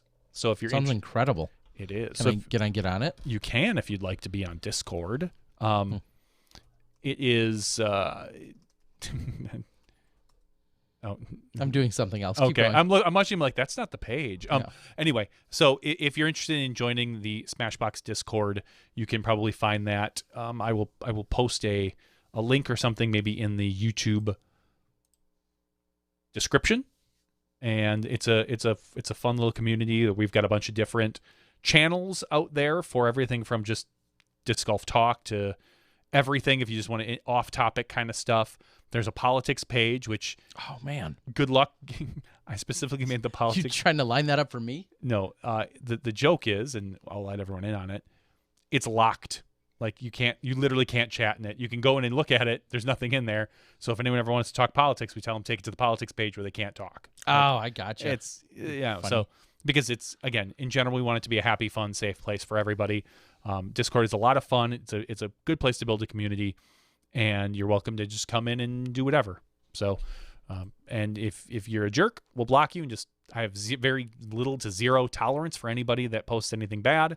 I will just ban you. That sounds like censorship, bro. It's pretty simple. Dude, I got freedom of speech. How many times I got to tell you? But otherwise, yeah. So if you are part of a Discord and you'd like to join our Discord, reach out. We'll make sure you get the link.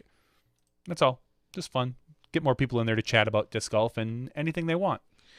All right. Well, speaking of reaching out and getting at it, let's reach out to one of our Patreon supporters right now and give away something that will be shipped to you probably directly from our friends over at MVP Disc Sports. Jesus, Terry. No, I'm going hard on this. They're really not going to do it. They are really going to do it. Okay. They are. Steve and the crew over there, MVP, so gracious. And like I said, we're under our quota for giveaways this last weekend. True. They have 6 giveaways they didn't do. We're going to get you something good. It could be a bag, could be other things, but MVP is going to send you something. And if they don't, just blast them on Facebook. No, I'm just kidding. No, but... You can email MVPSteve at MVPSteve.com. No, but seriously, whoever wins, I will personally reach out to Steve in the morning and say, Steve, thank you for sponsoring our giveaway last night, and we'll get something sent out to you.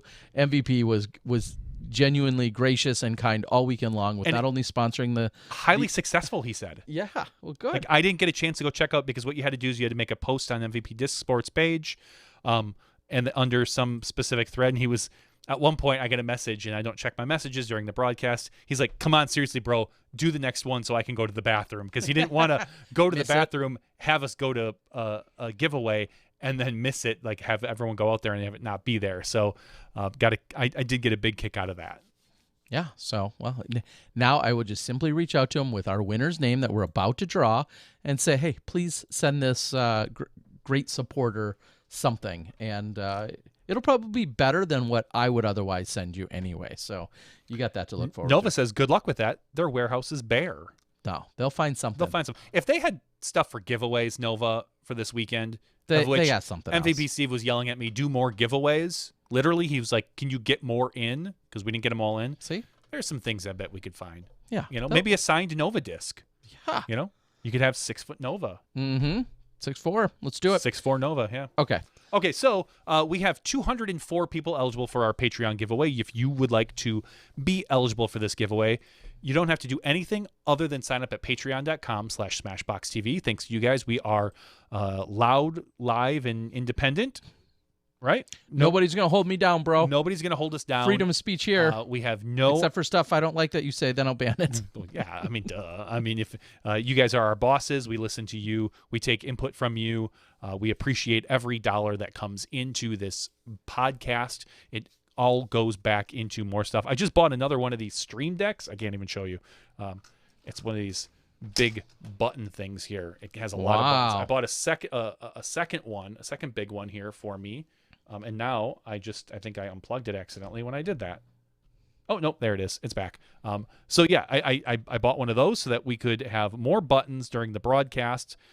It's all set up for Mo to grab replays and do that picture-in-picture stuff we like to do sometimes.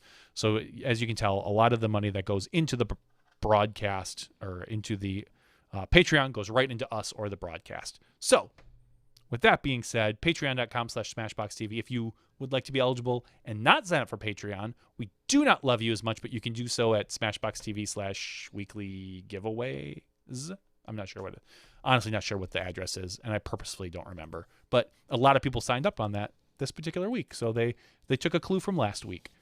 So we have 204. Terry, I need a number from you. All right. Well, Paige Pierce was our guest tonight. She's a 5-time world champ, a 6-time MVP champ. So 11 sounds good, but let's just go with number 1, as in the first number generated. She likes first place.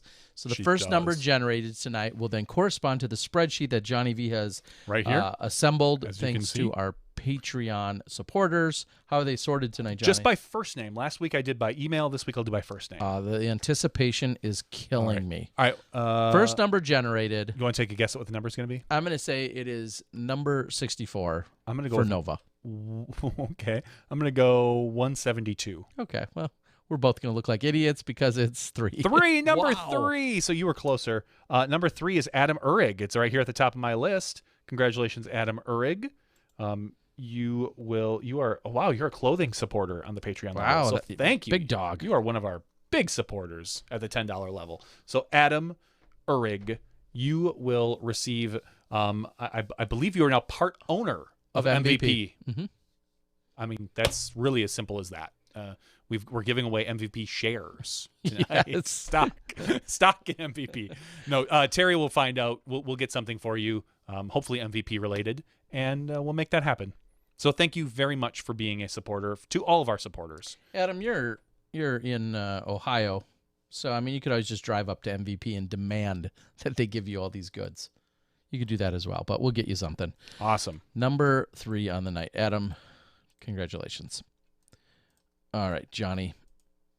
I'm looking at the chat. Robert McCall is out there. Robert, when is your wife? It's very personal. When is your wife due? Tell us. I know it's very soon. To know. Johnny and I are making the trip. I'm assuming We're that going live with the delivery. Well, no, I'm assuming I'm doing the delivery and you're doing the commentary.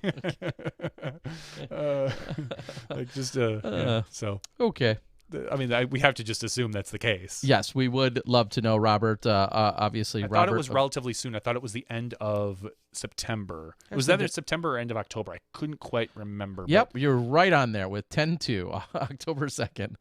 Okay, so end of September or late October. Yeah, you're just. Well, that's actually early October, but I know that's my point. You said late, and I just assumed it was going to happen in late September. Like she's gonna go early. I mean, please. I don't know if you can talk your way out of that one. No, I can't. I knew it was near Jamie Thomas's wife. That's what I did know. So, he says we are definitely invited to the hospital. Oh, thank you. Well, maybe we'll just make a little detour down through Emporia sometime soon. Yeah, that's right on my way to nowhere. But I would love to come visit. That would be great. I would love to hang out. You should go down there and babysit for him. I could. I mean, I've raised 2 kids. Hey, Kenzie, how you doing tonight? Are you still on the plane? One of them's, I'm sure my 9-year-old's online. Kenz, I hope you're doing well.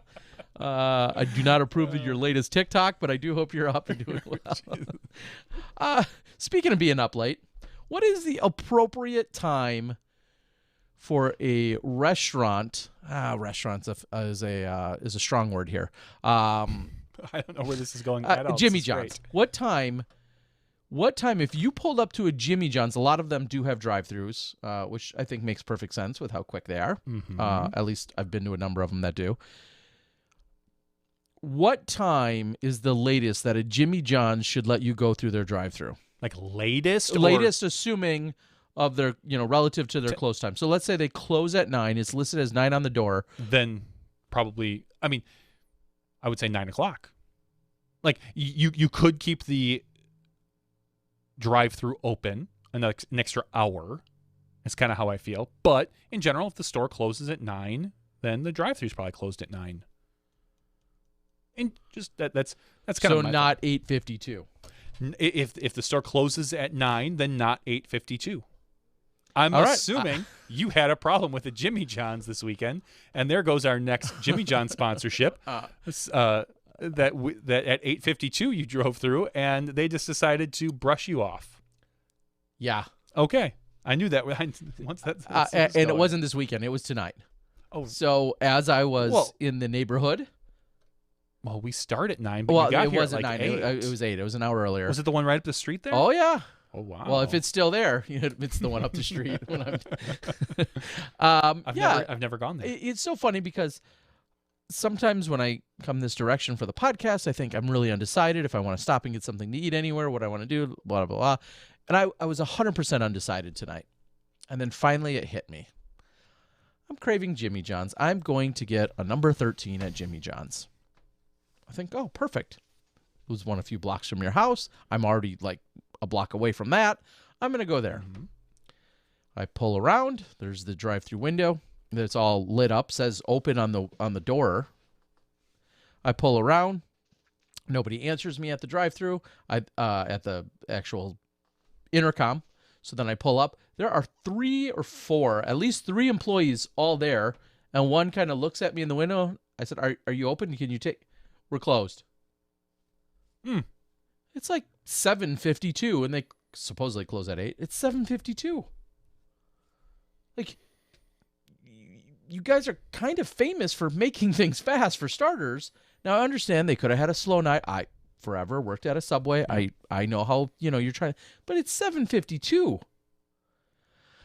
Needless to say, I understand it's a first world problem, but I was livid. Livid? Especially after I finally after being so undecided about getting something, and then finally I was like, yeah, that's exactly what I do want. And then I pull up and... That's very sad. I've never gone to that Jimmy John's. I won't. I'll be the first to admit, I feel like, personally, if it says 9 o'clock on the door, as much as it sucks for employees, you're open till 9 or 8 or whatever the time is. That is my actual response. If somebody asks me what time they're open till, you're open until 9.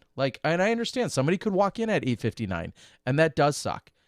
I don't think you're obligated to keep them in the building at that point. You could say, hey, sorry, we close at 9. You will have to leave with your sandwich. Of course. Freaky fast. Get that out of here. That's something that's very frustrating. Disc Golf Nerd asks, how was your experience flying? It was pretty good, and just a little bit of context. The last time I'm a guy now who has been flying once or twice a month almost for the last 5 or 6 years. I've grown quite accustomed to flying. I really enjoy it. The last time I flew was the time I came home early from Dallas, from Waco, the Waco event. We instead of ending on Sunday, we obviously ended up ending on Friday, because we played whatever it was. I don't know. Things got all moved up a day.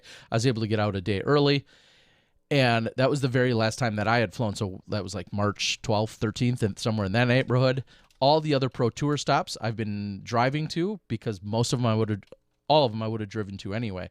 The 5 hours to 5.5, we'll say, to Minnesota, the 4 to Peoria, the 5 or 6 to Michigan, to Michigan, to Deglow. So anyway, it was fine.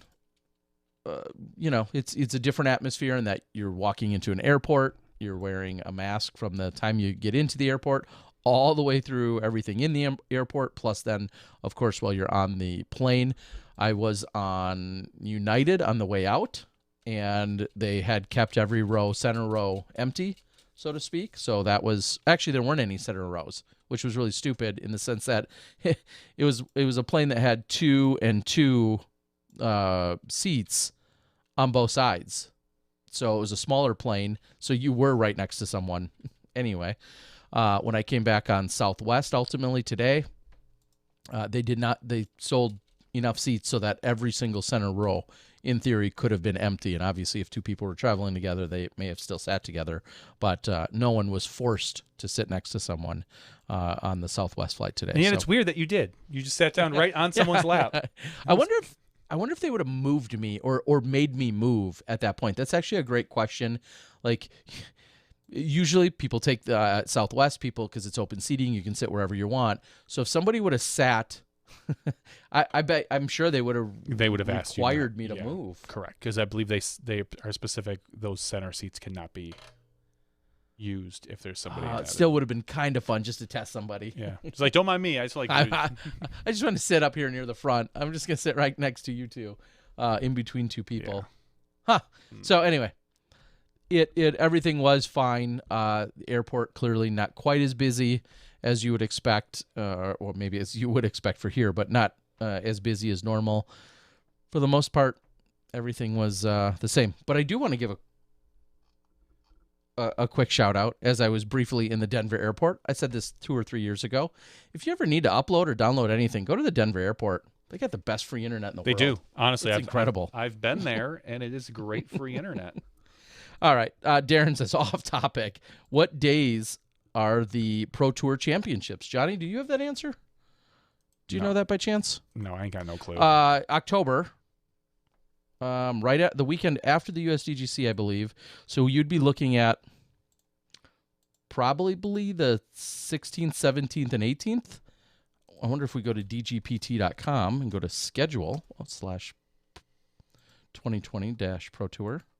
Let's see if we can find exactly how it's listed. I'm doing Googling for you here.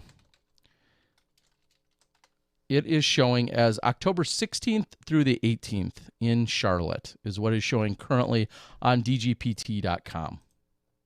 That makes sense. What days of the week are those? I know I just said that. Is that a Thursday through Saturday probably? That is a Friday, Saturday, Sunday. Yes. That'll be Friday, 16th, Saturday, 17th, and 18th.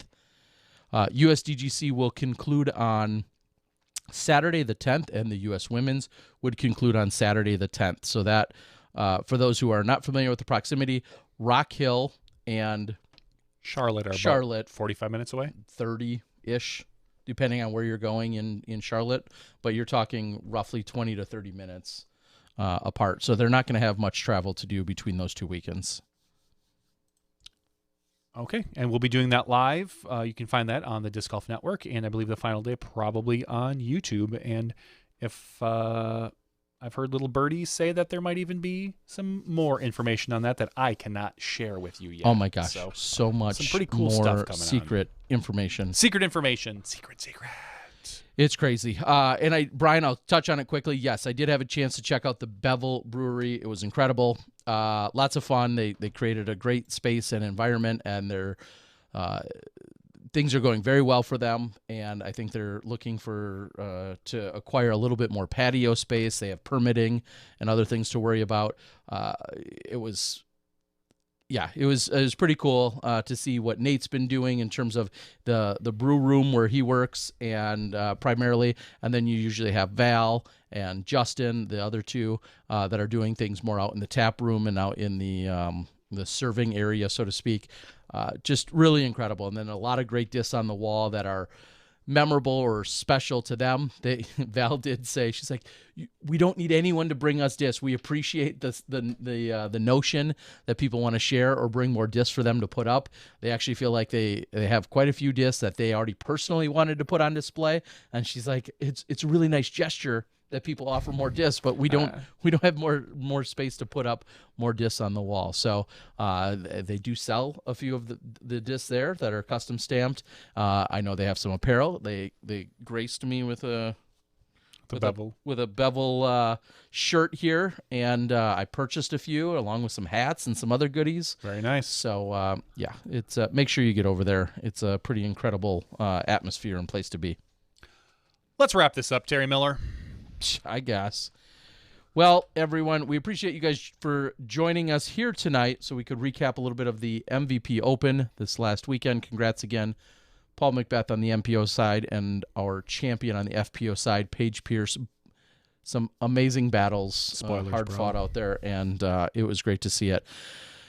Thanks, Paige, for joining us in the regular show, and thank you all, our Patreon supporters and all of our viewers, whether you chatted with us or you're just lurking, whether you're watching or you're listening in sometime throughout the week because you're out on a long semi-haul across the country or mowing a lawn. Or you're one of the top pros in our sport who has to make that long hike to wherever they're going. We're here for you. Just know it. We love and miss you all. All right, for Johnny V and Terry Miller, the Disc Golf Guy, this has been Podcast After Show number 315. We love and appreciate all of you. Be safe. Don't be a dick to anyone. And we'll see you next week when you step inside the Smash Box.